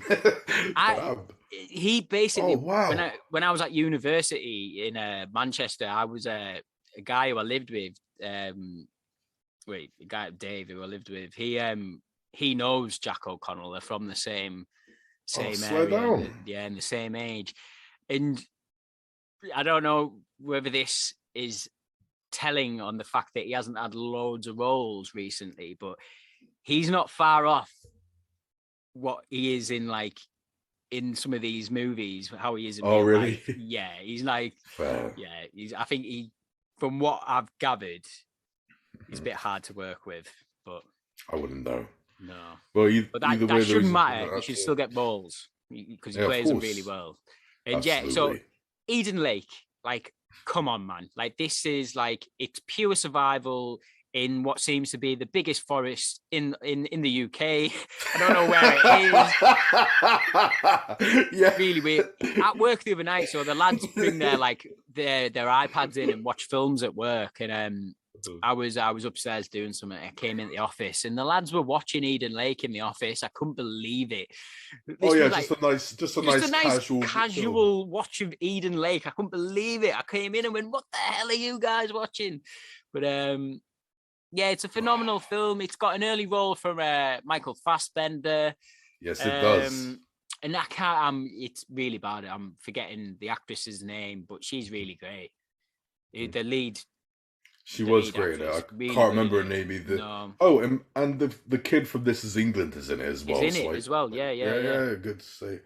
Yeah. But that is that's another one of them films that at the end of it, I need to watch some animated Disney stuff. I need to just go and stick my head in the clouds somewhere. Watch I don't know, watch something really happy and nice after Eden Lake because it's hell. I wouldn't know because I'll never see it again. I normally would own a film like that. Normally I would, that film in that style, but I simply can't take it. I've seen it once. I've never forgotten it. Um, I'm just going to be honest as well. I'm not even joking. If you want to know, I was actually at a low point around the time I was watching that, and I'm not kidding. That whole fire scene, with the tire scene, the tire fire Oh my thing. god, that scream, mate. Necklacing. That's what this called. It's called necklacing. That scream fucked me up because I saw it at a low point. When I was 19, man was going through some bad shit. No exaggeration, no slang. I mean this sincerely. I actually cried after the film was over. I think that's Not a kidding, make or break. It's the make or break scene. You either carry on after that or you think, you know what, fuck this, I'm not watching it. Like, I continued and I finished it, but it wasn't long after I was thinking about it, I literally started crying. And it was because I was at a low point and I was really going through some shit. I'm not trying to get deep, I'm not getting into it. But I was badly affected. That film did not help. And it goes to show how affected the film is. But that honestly, that scream alone made me start crying. It was fucking with my head for a while. I haven't seen it since.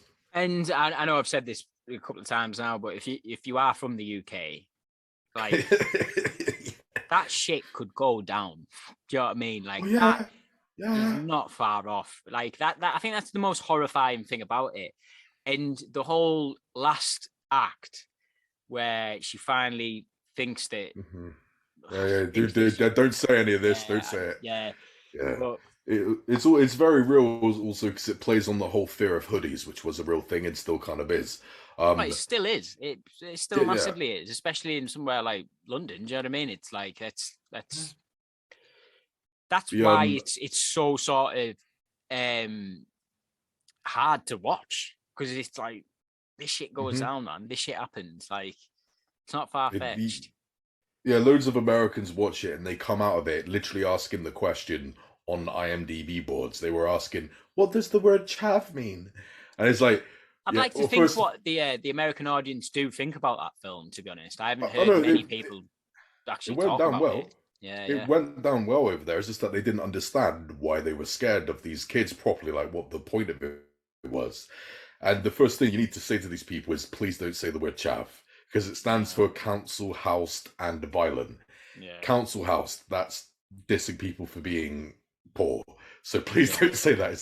Yeah, exactly. So yeah, that's what I say to any American that asks. Like, biggest badger. I wouldn't even call it that. They're just youths. Do you know what I mean? Which is like hoodies. Yeah. Yeah, these are just kids playing in the woods. It's like it's not like it just takes such a dive into hell, but.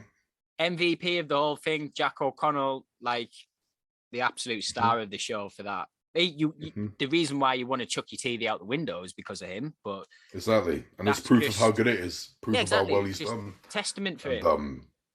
Yeah, exactly. That is very well done. A psychopathic or sociopathic, mentally ill hoodie, like a youth. That's what he is, and it's it terrifying me. Stuff. Like that film affects me. So yeah, I've said my piece.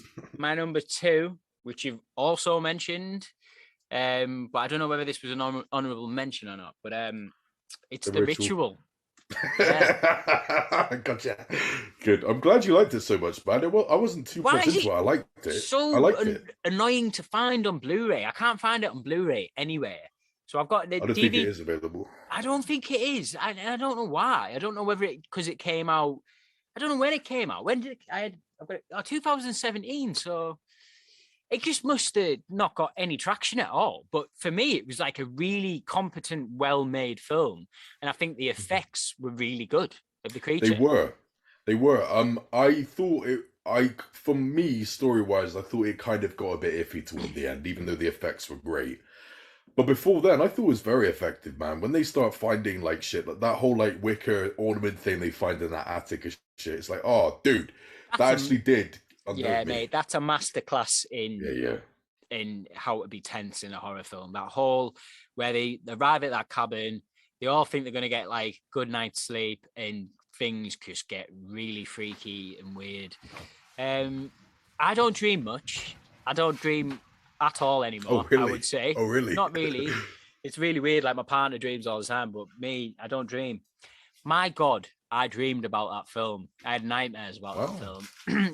I'm glad you liked it that much. Wow. I just think the acting's phenomenal. Like I think it's really good. I think the lead protagonist in it, Rafe Spall, who was actually in Prometheus as well. He was the main guy who went to go and pet the space cobra. He's great. I saw him in a film recently, Green Street. He was in that, and he also yeah, he is in that, isn't he? Yeah. He also gave this fucking brilliant performance in one of my favorite films in the world, Kidulthood. He gave a great performance in it as a grieving brother mourning the loss of his sister. Just amazing. If anyone who's seen it, they'll know who I'm on about. Amazing performance. He's a great actor. Yeah, and I'd forgotten he was in The Ritual. He's in Shaun of the Dead as well. He's got red on you. You've got red on you. There we go. I didn't even know that was him. As soon as you said it, I instantly thought of him. Instantly, I was like, oh yeah, that's right. Oh yeah, shit. Yeah, it's just I think if I'm not mistaken, is this film set in Sweden? I think it is. Oh, you know what? I can't remember. I haven't seen it for a few years. I've only seen it once. So basically, they sort of, just to give you like a rough sort of premise of the film, it's these four lads that are celebrating the anniversary. Well, not celebrating, but it's the anniversary of one of their friends' deaths that happened the year prior. And the friend that died, like one of his last wishes was for them to go camping away, I think, in Sweden and go on like. I might be wrong. It's definitely not the UK, because I always get that misconception because it deals with a bunch of UK actors, but it's them on holiday, I think. You know better than me, dude. They end up going on this trail, and they go off the beaten path because one of the lads is injured, is like broke his leg. They go through this forest, and I'm a sucker for forests in horror films, like big fan of it, like that as a location point. They go into this forest. Not me. I think it's overdone. I'm not a fan of that stuff. Not one bit. I think it's overdone. We're not a fan of forests. But yeah, I just sort of was not expecting what this film sort of turns into by the end of it. It's got like a mixture of a bunch of films like encapsulated in this one film. A lot of subgenres within this film. But yeah, it freaked me out. It scared me. It deals with shock cults again in this forest, and it's a bit of a creature feature, which I was just expecting it to be a full-on straight up creature feature horror film, but it wasn't. It was a bit more than that. There's a lot more than that. The design of the actual creature itself is amazing, absolutely amazing. It's like folk horror. I think this falls into that category of like folk horror. Oh yeah, it does. Yeah. Speaking of folk horror, just a side tangent, I watched a film recently that Antlers. I don't know if you've seen that advertised. I saw it a few months, about 6 months ago, something like that. I wasn't much of a fan of it, dude. I really enjoyed that film. Really enjoyed it. Fair play for the originality. I respected that. It was pretty unique, but I just wasn't a big fan of it. But I respected the balls it had. I did respect it. But yeah, I wasn't a big fan. But I see where you're coming from. That is up your street.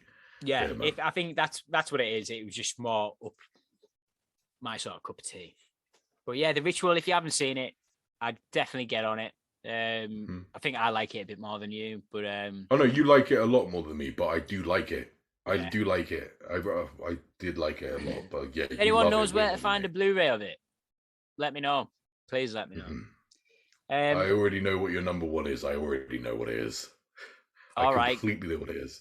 Go on. So based on the fact that you're obviously a big fan of cult stuff, as am I to an extent. And the fact I know you would have brought it up in your honorable mentions, but you haven't brought it up. I already know what it is. And plus, it normally would have been Predator or Alien or something, but you've spoken about them enough, so you've removed them from the list. So I'm assuming it's Midsummer. No. Whoa, really? No, I no, would have no, lost. I would have lost money betting on that, man. I would have lost loads of money betting on that. Jesus. no. Right. So Midsummer is quality, and I do like my cult stuff, but this is Wow. not cult. This is creature feature, 100%.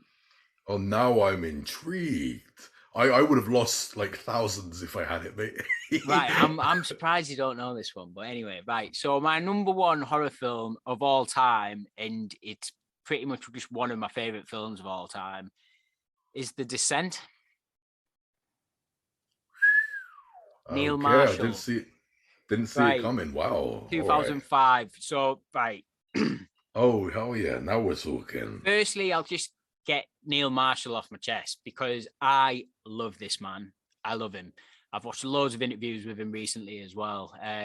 That Dog Soldiers Blu-ray that you kindly gifted me, Badger. I watched the Yeah, special man. features on that. Fucking great, man. Really good. Neil Marshall, he doesn't live that far away from me. I think he's a Newcastle Oh, wow. lad. Yeah. So Cool, like man. it's so I didn't know that back in 15 years ago when I watched The Descent. I didn't know this was a guy who's directed it, who lives just up the road from me. But I just think this film it has everything. So you know how we were speaking about The Hills of Eyes. You know how it changes into something else in that third act. More or Mm-hmm. less turns into like this action sort of film with horror involved. Oh, yeah. The Descent also turns into that halfway through.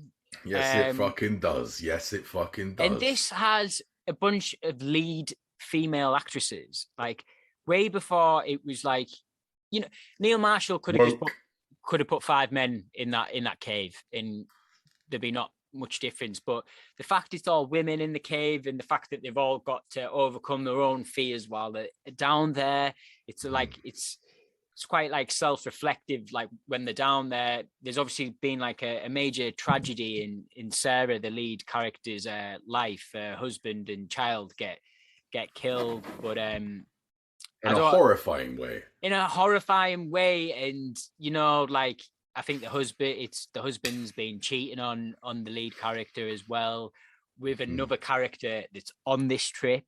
So there's some good dynamics that end up happening there. But like the action, it's another film where I could see this sort of thing happening. I don't think it's that far fetched, really. Do you know what I mean? To have this To an old extent, cave. yeah. It was an old mining cave where if people have been trapped there, they've lost their sight, but all their other senses have like been up to 11. I just think it's got a number of shots that are amazing. Like that one shot where she first turns the camera on and she's looking at each of the women, and then it's Dude. just, oh my Dude. god. One of the best jump scares in the world. Oh, it just is. And it's not necessarily even a jump scare because it's not like there's like a sudden like, oh, I might be mistaken, but it's not like a squeak of burst of music. It's just like the camera just pops, boom, there he is. He's there. It's like, oh my god. Oh no, it was a jump scare, dude. There was loads of screaming, loads of loud noises, and it's a jump scare that's earned. There's nothing bad about Yeah, it. I It's suppose not that's a what I false mean. one. And before there's some great scares that are like very subtle. Like if you look in the corner of your eye, there's yeah. So Yeah. obviously, if considering you're definitely a bigger fan of this film than I am, you should know it. The scenes like where they first go in the cave, look to the left a bit, you're gonna see a monster unaware that they're there and they're crouching down and stuff. Yeah. There's also a scene of the camera panning around, having a look and all that. And they're there with the torch, and you can see a monster face just there. As soon as the camera goes back to it, the face is gone. Stuff like that sends chills down my spine. It's really, really well done. But they're not like old miners, if that's what you were talking about. Were you talking about that? The monsters? Yeah, what is it? There is some sort of law with these creatures in the film. Yeah, and this is what I liked about it, is the fact you can imagine it happening very easily. They're cavemen. It's just that they've just developed underground over fuck knows how many years, like thousands of years, I'm assuming. They don't have eyesight anymore. Yeah. They're blind, they've been tuned to follow smell and their hearing and all that. And So well done. Just dead quick before we continue as well, because I'm a big fan of this guy as well. Dog Soldiers, I should have put as an honorable mention. I also should have put Cube in there, by the way, but whatever. Yeah, I do want to know about this guy. I still haven't seen the Hellboy film, which I don't really care to, that he did. I don't really care to. I But think even Neil Marshall would agree that's the one film that he'd be like, you know what? You don't have to see Hellboy. It's fine. Fair, whatever. But there's another one that you made that I still haven't seen yet. I want to know what you think of it, if it's good or not. It's Doomsday. Is it all right? Fucking love Doomsday. Oh, Right. really? So All right. yeah, I love it. It's you've got to be on board with it. It's that one's definitely action horror.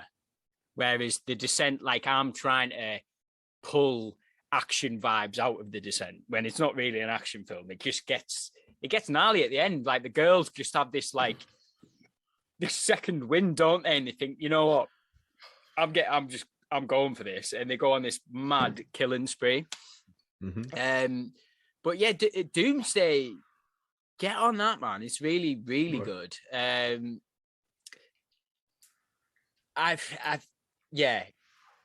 It's like a lot of genres mixed in one. I think he could have went down because it deals with like viruses and stuff, so he could have went down like the zombie route with Doomsday, but he didn't. He went they're not mutated, they're just mentally like Gone. Mentally gone, yeah, basically. Mm-hmm. But it's really good. Like in Doomsday, like one of the lead antagonists is the guy from Dog Soldiers who gets eaten right at the start in the tent. You know, there's that couple in Dog Soldiers that are camping out. It's the first scene basically. But yeah, awesome. Like I'd fully suggest looking into Neil Marshall and some of his other work. Definitely. But I revisit The Descent every year.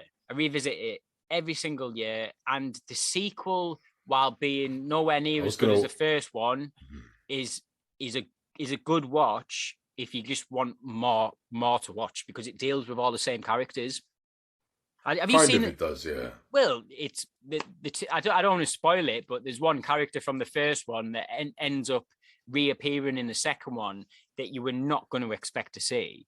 Yeah. I also want to quickly say as well that your steelbooks of both of those films are sexy as fuck. Yeah, I love them. They're like two of my pride steelbooks.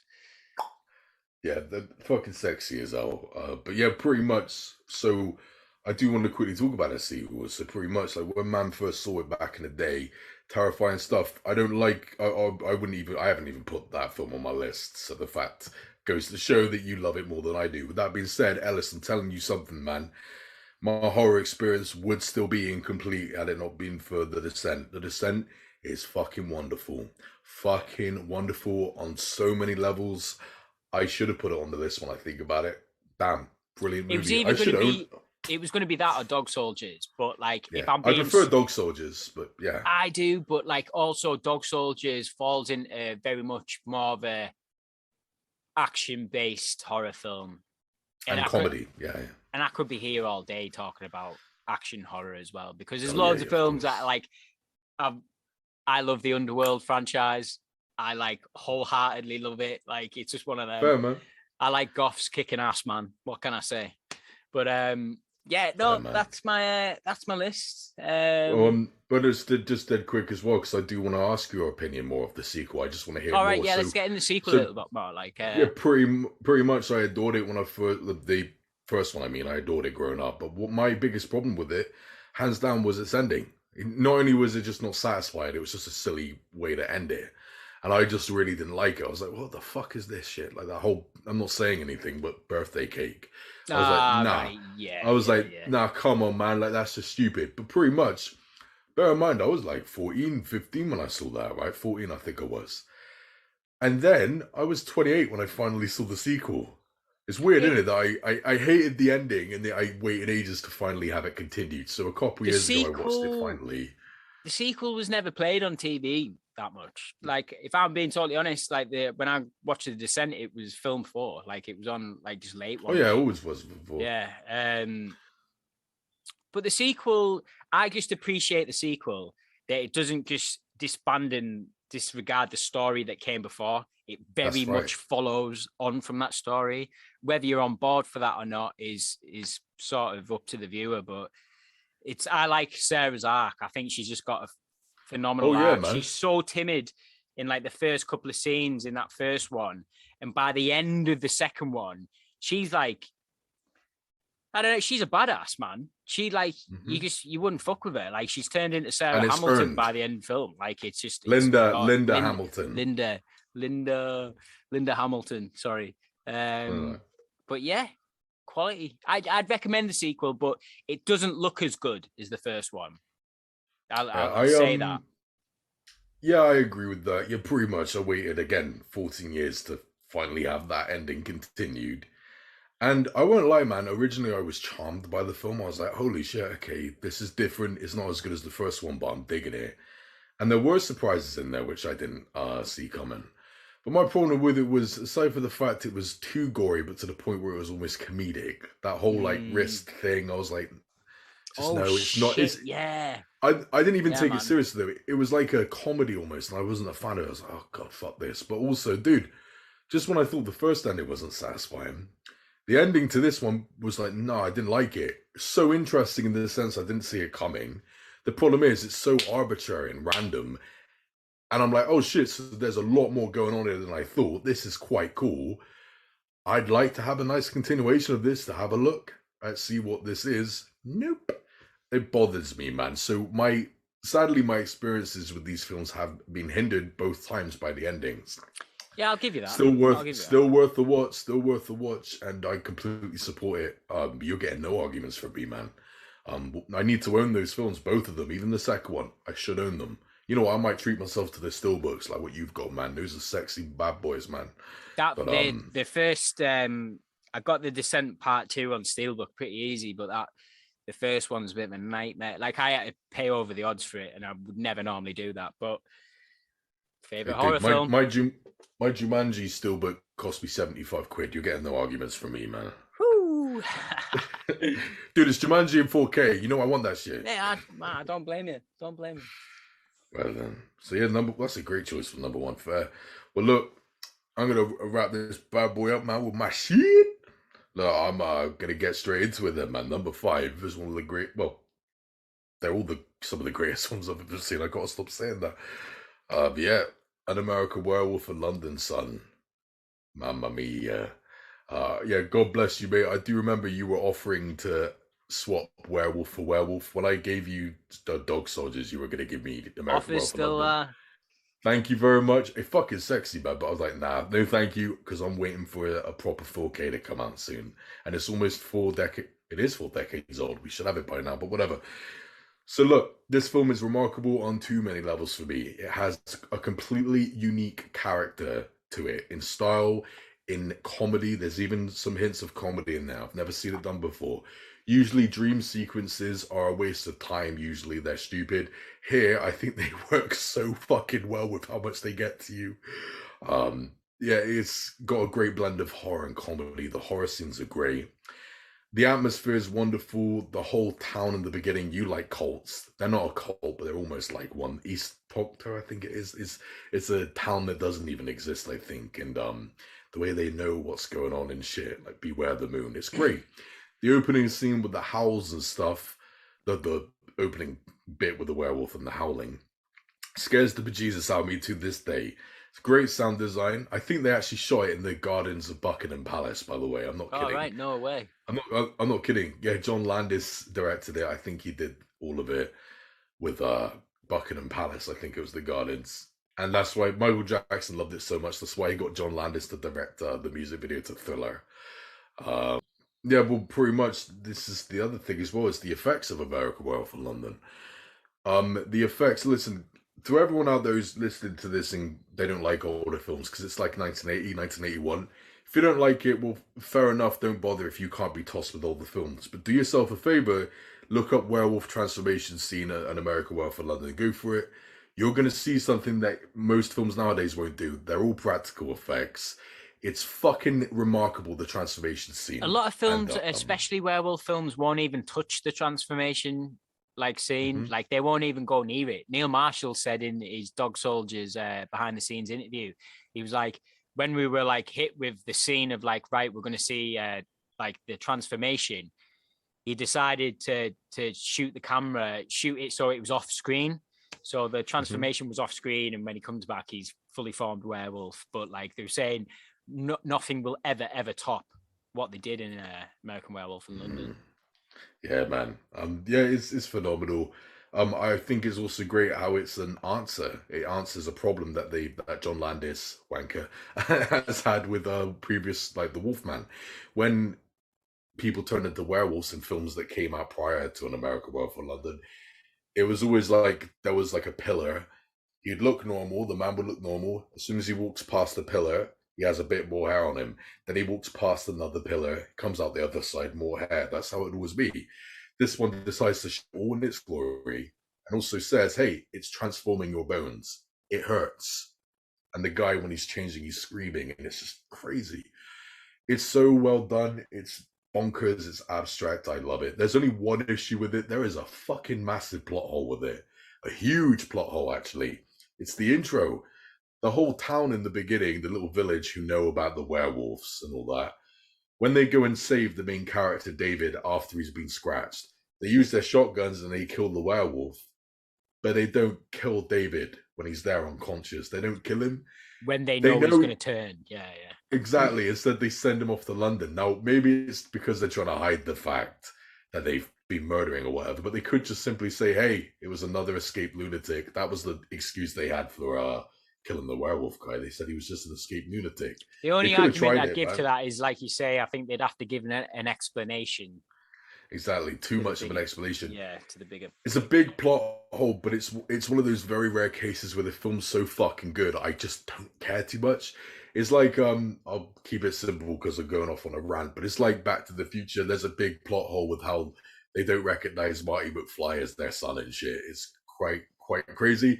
But the film's so phenomenal, you don't give a fuck. Yeah. Same thing, dude.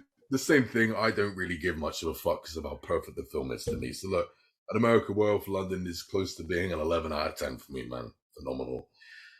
Number 4, not going to talk much about it at all because we've spoke so much about it. I know you've avoided putting these films on your list because we said loads about it. I don't give a fuck, Ellis. I'm different to you. I have to give it his praise. Number 4 is Predator.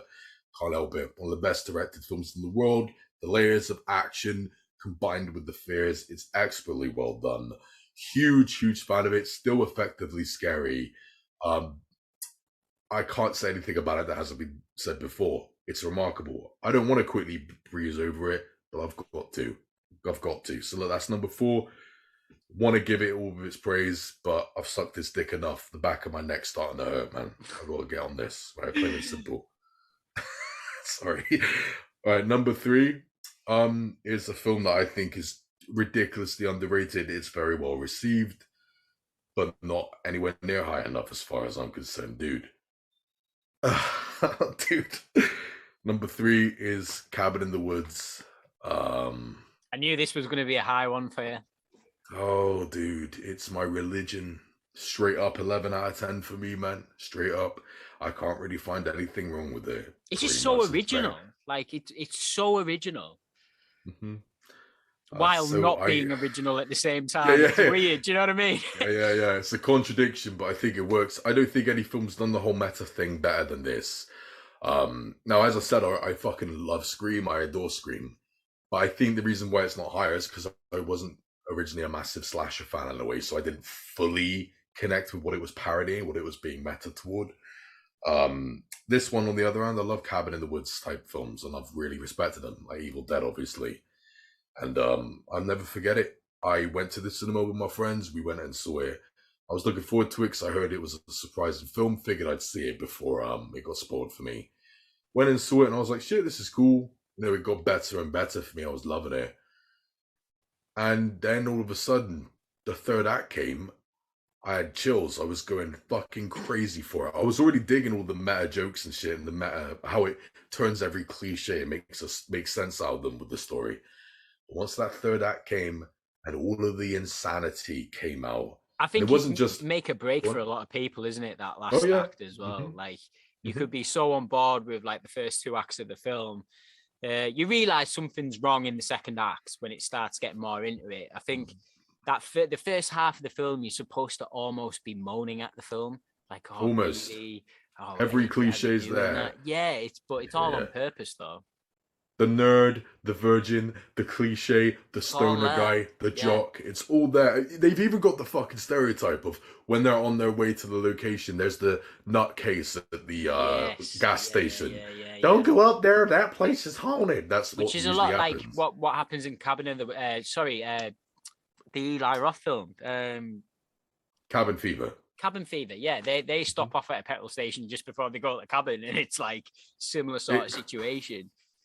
It almost happens in Texas Chainsaw Massacre. One of the people there are psychopaths. They do it in the remake as well. It's a trope. That's the point. It's the whole point of the film. It's supposed to get you in the bed. It's supposed to tuck you in, and you're supposed to be like, you think you know this film, but then that third act happens, and it just goes so to 11.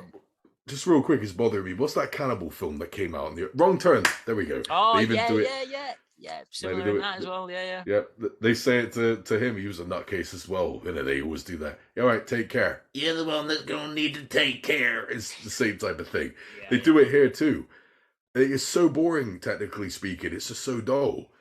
And then I realized how wrong I was. All of the cliches are there for a reason. They make a story use out of the tropes, and that third act is just psychotic. And it's not the spectacle of it, because I'm not usually into great big spectacle usually. It was just how clever all of the references were and how well they were done. All I'm saying is Merman, holy fuck, that's some funny shit right there. I love it. All of the references do it for me. It has one of the best endings I've ever seen. I had complete goosebumps watching it, just how much I was impressed with it. I also adore that stoner guy. Yeah, he's great, isn't he? Yeah. He's been in a couple of things. Yeah. He's been in loads, and he had to wear clothes throughout the whole thing because of how muscular he is. It's just that no one would believe that he would be a high guy, a stoner, if they showed up. He'd play a great Shaggy in Scooby. Oh yeah, yeah, that's good. Yeah, that's true. Yeah, it's great. His voice in it, man, is great. Just how nuts he was. Like, I know that would have been a fun weekend. Yeah, man. Yeah, sounds like me on most weekends. I'm not gonna lie. As someone who hasn't done weed in almost a decade, I wouldn't know. But when I have weed, I just. My voice changes when I was on weed, man. My voice goes even deeper. I sound like a fucking monster. I sound like a frog on weed. But yeah, anyway, the point is, dude, is that fucking Cabin in the Woods meant everything to me. It had this profound effect on me where when I was done watching it, I didn't want to watch another film for a while. I didn't want to wash it like out of my mouth, so to speak. I didn't want to get out of my head. Plus, I knew that for a long period of time, most of the films I'd watch from now on for a long time would be vastly inferior. Not because they're bad. They just don't have the same effect. Once you've hit so high, it's just depressing coming down. I stopped watching films for a while after that, a good week or so. And I've never watched a film that has as much as balls as what that film did. Do you know what I mean? It just sort of smashed all the barriers down of what horror film could be. Exactly. It's fun. It is kind of scary, but you're right, what you said earlier. It's not terrifying, but it does have its scary moments for me. But all of the intense scenes after the action scenes, I think it's just remarkable. It's a full-blown masterpiece that hasn't aged one bit. And for last Christmas, I had to pull this out. Come on, dude. You know I have to. Last Christmas, my father was kind enough to treat me to, I think it's worth 75 quid, the sexy 4K steelbook of it that I fucking love. And the inside, absolutely, of course, I still got the fucking cinema ticket, which recently turned 10 years old. I saw it on the 29th of April, 2012. By the way, I'm not so sad that I wanted to keep it. It was an accident. I just realized years later, holy shit, it's still a man's wallet. What the fuck? And then it was like 5 years had passed, and I was like, damn, man, shit. I think I'm going to keep this, you know. And I'm pissed off I still don't have my Prometheus one, which was in my wallet for years as well. But it got too damaged, and I love that film. But still, I will keep that. I think that ticket's going to outlive me. I'm going to keep it for the rest of my life preserved. It's going to outlive me. That's something to pass on to the kids. The kids who don't give a fuck about the film. I'd get it laminated, man. Maybe. It's definitely not going anywhere. No, I can't get Joss Whedon to sign it then, can I? I don't know. Point is, dude, like, beyond a masterpiece. It's an 11 out of 10. If it's not in my top 10, it's in my top 20 of all time films, not just horror, anything. It inspires the fuck out of me. Pure genius, in my opinion. I just means everything to me. So look, not going to talk much about number 2 because we've spoken enough about it. But it's another cop out. I can't talk about one without the other. It's like the Star Wars trilogy. I can't separate them. It's one film split up into 3 chapters. That's what the original Star Wars trilogy is for me. This one, 2 films in one. You know what it is. Say it. You know it. Alien. You know it, baby. Yeah. How could it not? Alien and Aliens means everything to me. Absolutely everything to me. 2 complete masterpieces, barely a fucking thing wrong with them. Straight up 11 out of 10s, and I could never pick between the 2. It makes sense why you'd pick either one. Loads of people prefer the second one. Makes sense to me. Can't pick. Cannot pick. 2 legit masterpieces. By the way, just dead quick as well. I know you're not much of a gamer. I'm saying it now as an Alien fan, you're doing yourself a disservice not playing Alien Isolation. You've played a number of games. I'll get it, man, because I can get it on the PS4 dead cheap. So I think I'll definitely get around to doing it. Get it. Get some nice, sexy headphones so you get the full effect. Definitely go for it. Because I know you're not a big gamer, but you've played enough of them to know what you're doing. If you've played the GTA games, Max Payne and Dead Rising and stuff, dude, you can handle this. You're doing yourself a disservice. That game was remarkable in my opinion, and it's one of my favorite game-based, movie-based games. Whatever. Very scary. Goes back to the original film. One Alien. Yeah, man. Scary. I'll jump on it for sure. Cool, man. So yeah, and my number 1, it's just like the Alien films. It's in my top 10. Pure horror, like just complete nightmare fuel. So it's High School Musical. There ain't nothing scarier than that film, man. It has this weird lasting impact on me, where somehow I tried to keep a straight face. No, it is nightmare fuel for me because I actually do dig some of the songs, and it makes me question my life. Oh my god, you need to question it, yeah. Fucking hell. I'm sorry. Right. Right. Come on, number 1. High School Musical 2. So, the greatest remake I've ever seen in my life, ever. Even though it's not really a remake, it's actually very faithful to the book. But still, John Carpenter's The Thing. I know people think it's sacrilege that I would put it above Alien because it's a sci-fi horror. But the reality is, dude, is that I can't really think of much wrong with it other than the fact that characters don't really get well developed. You don't really know much about them. You don't even know why they're even on that place. In the Antarctica. You don't even find that out. The beauty of it is that you don't really need loads of character development with them, to be fair. That's right. I don't give one fuck. Don't care. It is, the characters are all great. They've got great they've got great dialogue between each other, back and forth. And the horror, I'm sorry guys, don't hate me. I can't help it, man. I think this alien is scarier than the xenomorph. I'm sorry. Oh no. I'm sorry. Look. This is the reality of it, man, for me. Fuck off. So, pretty much, like, loads of people, this is one problem I had with Alien. It's just the fact they kept stating that if these xenomorphs get to planet Earth, that's the end of the universe and shit. It's like, no, it's not, dude. They can still be killed, you motherfucker. It's just hard to do it. You can still get a bomb and blow them up and shit, whatever. I'm not taking that away from it, though. I still love those films, but, The Thing, you can't solve that problem that way. You put that fucking thing in the ocean, just one little cell from its skin or whatever, that's the end of it. It's going to get in all the fish and you're fucked, you're dead. It is terrifying. There's so much story that goes on off screen. You don't know who the thing is. That's the beauty of The Thing. Like, there's so many, and they obviously tried to solve that in the prequel that came out. When did it come out? 10 years ago or something? Like 2011, I think it was. Yeah, 2011. And I own it because I have fun with it, but I don't accept it. I've got it. I don't mind it. What the heartbreaking thing about that is that they did actually have loads of practical effects. There we go. And the studio that came in and was like, you know what? Let's just make these CGI so we can I don't know. Surely it would have cost more to imply more CGI than it would to use the practical effects that they already had. Do you know what I mean? Yeah. I found it very bizarre. They went with that option, and it would have been a great homage to the original. Well, the thing that John Carpenter's The Thing. Exactly. Also the original ending, which was filmed for the prequel, they painted over it with CGI. Do you even know what the original ending was? No. Oh, okay. Well, they explained why the thing landed on Earth, because in the beginning of John Carpenter's The Thing, you can see it crash land on Earth, and there's fire coming out of it. So people wondered what the fuck was going on, and you found out what was going on. It's there are aliens, not the Thing, but just normal aliens who are experimenting. What they're doing is they're going.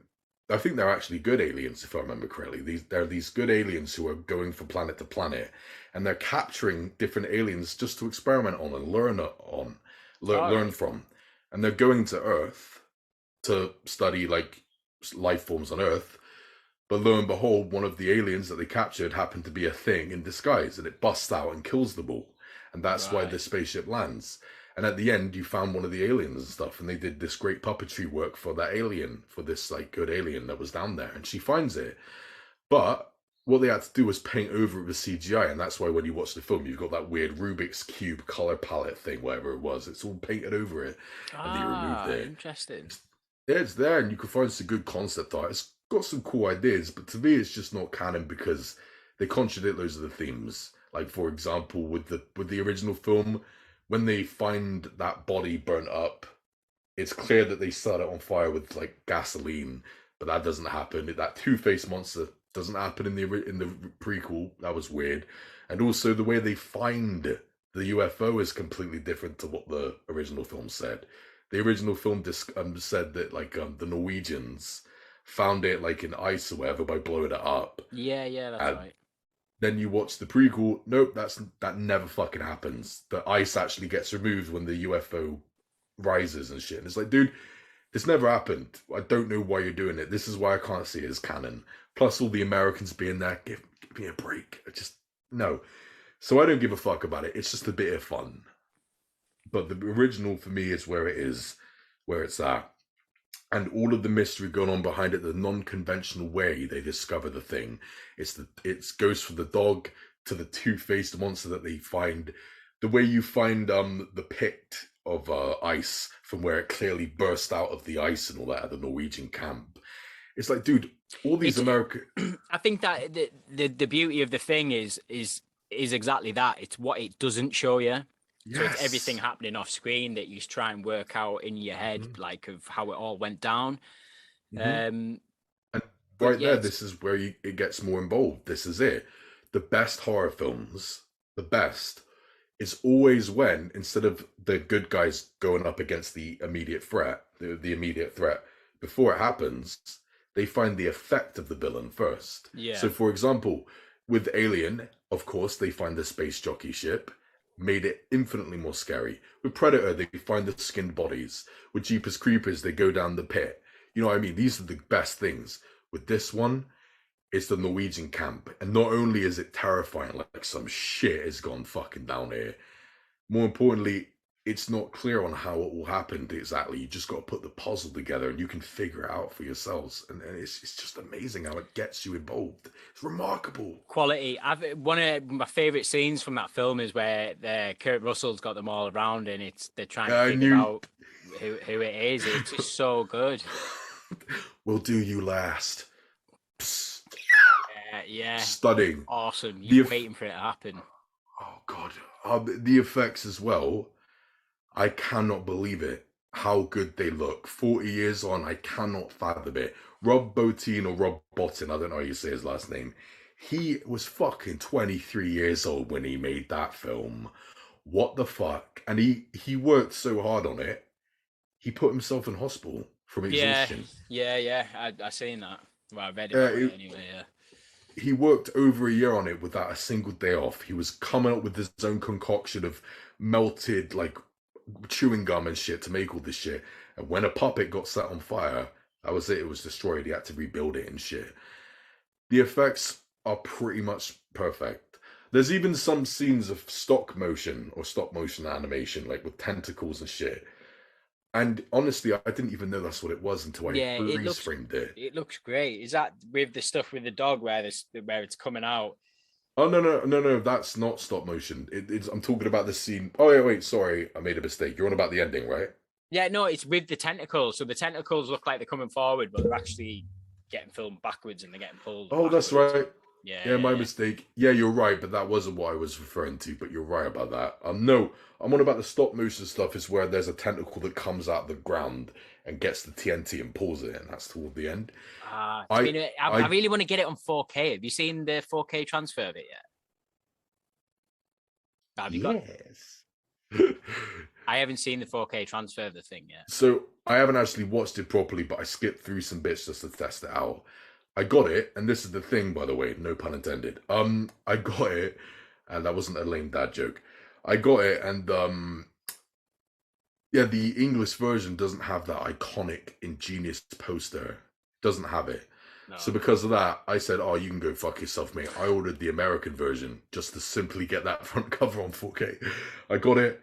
And oh yeah, my mistake. Thank you for saying that. Remember when we were talking about 4K discs that actually do have special features on it? That's the second one I got. First one is 1917, and that 4K one does have special features on that disc. And they're usually pretty good. I don't think it was a studio canal release. I think it was just a universal release. But John Carpenter's films like The Fog, Escape from New York, Prince of Darkness, they all got like these special box sets. I don't know if you've seen them. They're amazing. But I just don't want to like lay down like £100 for all these like beautiful, amazing box sets. I don't know.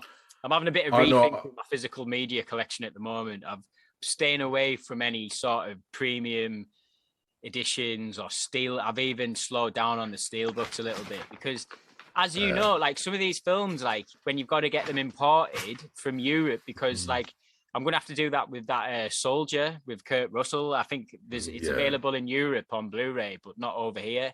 So that's going to cost like £15 to get like imported over. I don't know.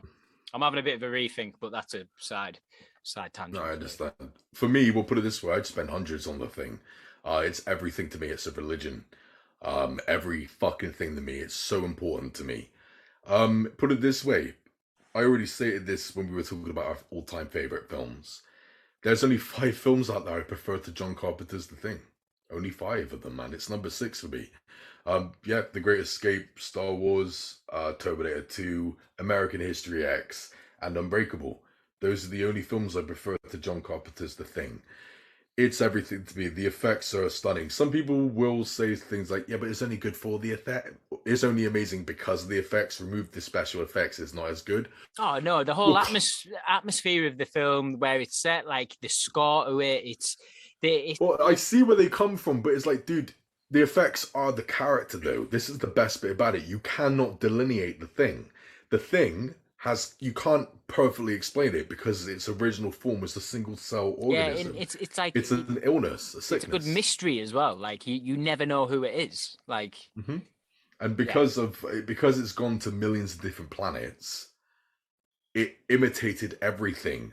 Therefore, it fucking can look like anything at any point, and it's so deadly because it's so hard to kill it. You have to completely annihilate it with fire to kill it. You can't just shoot it in the head and it's dead like the Predator or Alien or something like that. It's just so impossible to kill this fucking thing. It's just vile. The effects are so violent, so scary, they've barely aged. They're the best effects I've seen in any film ever, even over Star Wars or Terminator 2. They're just pretty much perfect. Have you seen... Sorry, go on. No, sorry, go on. I was just going to quickly say as well, what you said, I totally agree with. The score is something else. It is... Dude, it's so simple, but so good. I'm not even just on about that, but you're right, by the way, but I'm not just on about that. It's the other bits as well, dude. The fucking... When they're discovering, like, the ice where the thing came from, or the bit of ice near the spaceship where the Norwegians dug out the ice block. The music that plays, it is so unnerving, unhappy, dismal. And I want to quickly say as well, Quentin Tarantino was very inspired by this when he made The Hateful Eight. not just because isolated in a snowy environment, not knowing who done it. Not just that, he also used a song from John Carpenter's The Thing, but it was a song that didn't make it into the film itself. It's on the soundtrack and it's in the special features, but they never ever made it. It never ever made it into the actual film. He decided to use it. It's this weird, creepy, like nylon string guitar song, and he used it for The Hateful Eight, and I really enjoyed seeing it in there. I was like, yeah, good man, go on, Quentin, you use that shit. But yeah, so yeah, pretty much, I just think it's pretty much perfect. It's got one of the best endings in the world. Oh, dead quick, I gotta say, there is one slight issue I've got with it. Loads of people don't notice it, but I do, because I'm a little nerdy bastard who studied this film way too much. The very end of the film, I don't want to spoil too much about it, but honestly, listen in the background in the final scene of The Thing. You will hear the Thing laughing. You will hear it laugh. Yeah, some people wonder if the Thing is still alive or dead at the end of the film, and they kind of hint that it's alive by hearing its laugh. You can hear it just before the character Child sits down. You can actually hear him in the Thing in the background laughing. It's like a weird pitch shift. Oh, I'll have to check that out. Yeah, go for it. Look it up on YouTube. You'll hear it. That sounds like, for that laugh that you just done there, it sounded like, the Predator at the end where he like sets his bomb off and he starts laughing. Yeah. Probably, yeah. I guess it is. Yeah, it's true. But yeah, though, that was a terrifying laugh in Predator because he copied it from the character Billy. That's fucking sinister. He heard it and decided to. That's scary as fuck. But anyway, Billy was the scariest character in that film. He was scarier than the fucking Predator, man. He was a G, man, certified G. Loved him. But yeah, my problem with that, and that is a flaw in my opinion with that movie. The Thing is because, dude, the Thing would not laugh. It's not going to try and give itself away. It's a silly thing. I think it's stupid. It shouldn't have made it in. Again, don't give a fuck. I can dismiss it because holy shit, that film is my religion. My religion. Mate, I don't blame you for it being on the top of the pile of the list, number one. Oh, yeah. Best alien I've ever seen in any film ever. Oh, real quick as well, dead quick. I want to quickly specify, just real quick. I know we've been going on long enough, but I want to say it quick. I am disappointed with Hollywood. The fact that they just hardly seem to be able to make unique aliens. Because it's true, one way or the other, even in the films I adore, like District 9 or Independence Day or Signs or something, they always, one way or the other, look anthropomorphic. They always look like us. Shoulders, fingers, thumbs. And that's why I really appreciated The Ritual. So that creature design in that is just awesome. Yeah, that's right. It is awesome. It is quite unique. But yeah, with aliens and stuff, they just disappoint. Arrival did it very well. That was an awesome alien design. Very unique. But most of them just always look the same. Now, I'll forgive it with Predator just for the simple fact that film's fucking genius. I'll forgive it. But it is convenient that it's got 2 eyes, a mouth, hair, fingers and thumbs. Yeah. It's weird. But I don't care. With the alien, though, that makes sense because it's come from us, so it's copied us. So it makes sense. It morphs into us. It makes sense why that would do it. But the Thing decided to contradict it.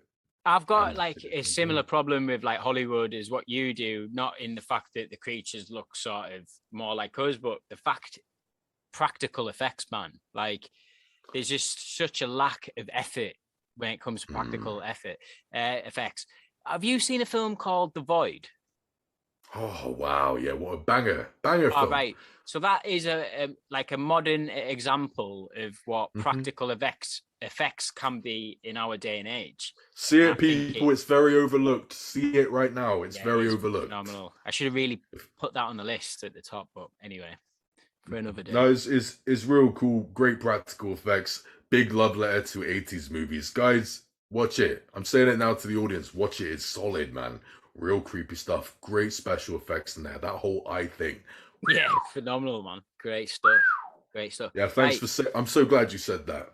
Glad we're going to have to wrap this up because we've been going for hours. That's your fault, not mine. It's my fault. I'm joking. I'm joking. Right, mate. Nice one. Cheers for coming on. Is it really that late? It's almost 9:10. Yeah, guys, we've been on for like, I don't know, 5 hours. Dude, we met up at like 4:00, bro. Yeah, we've had some technical issues, but we'll sort that out for next time, man. Oh, right. Dearie me. Good pod, mate. I don't know what we're doing next time. I'm sure we'll hash it out and we'll decide on something. Dude, this is your show, man. Get someone else on the show, man. Get someone else on the show. I like having you on the show, mate. No, I've just for anyone who's listening, I've got Electric Geek coming on pretty soon. We're gonna go through we're gonna go through some Tom Cruise movies. Pick some favorite Tom Cruise movies.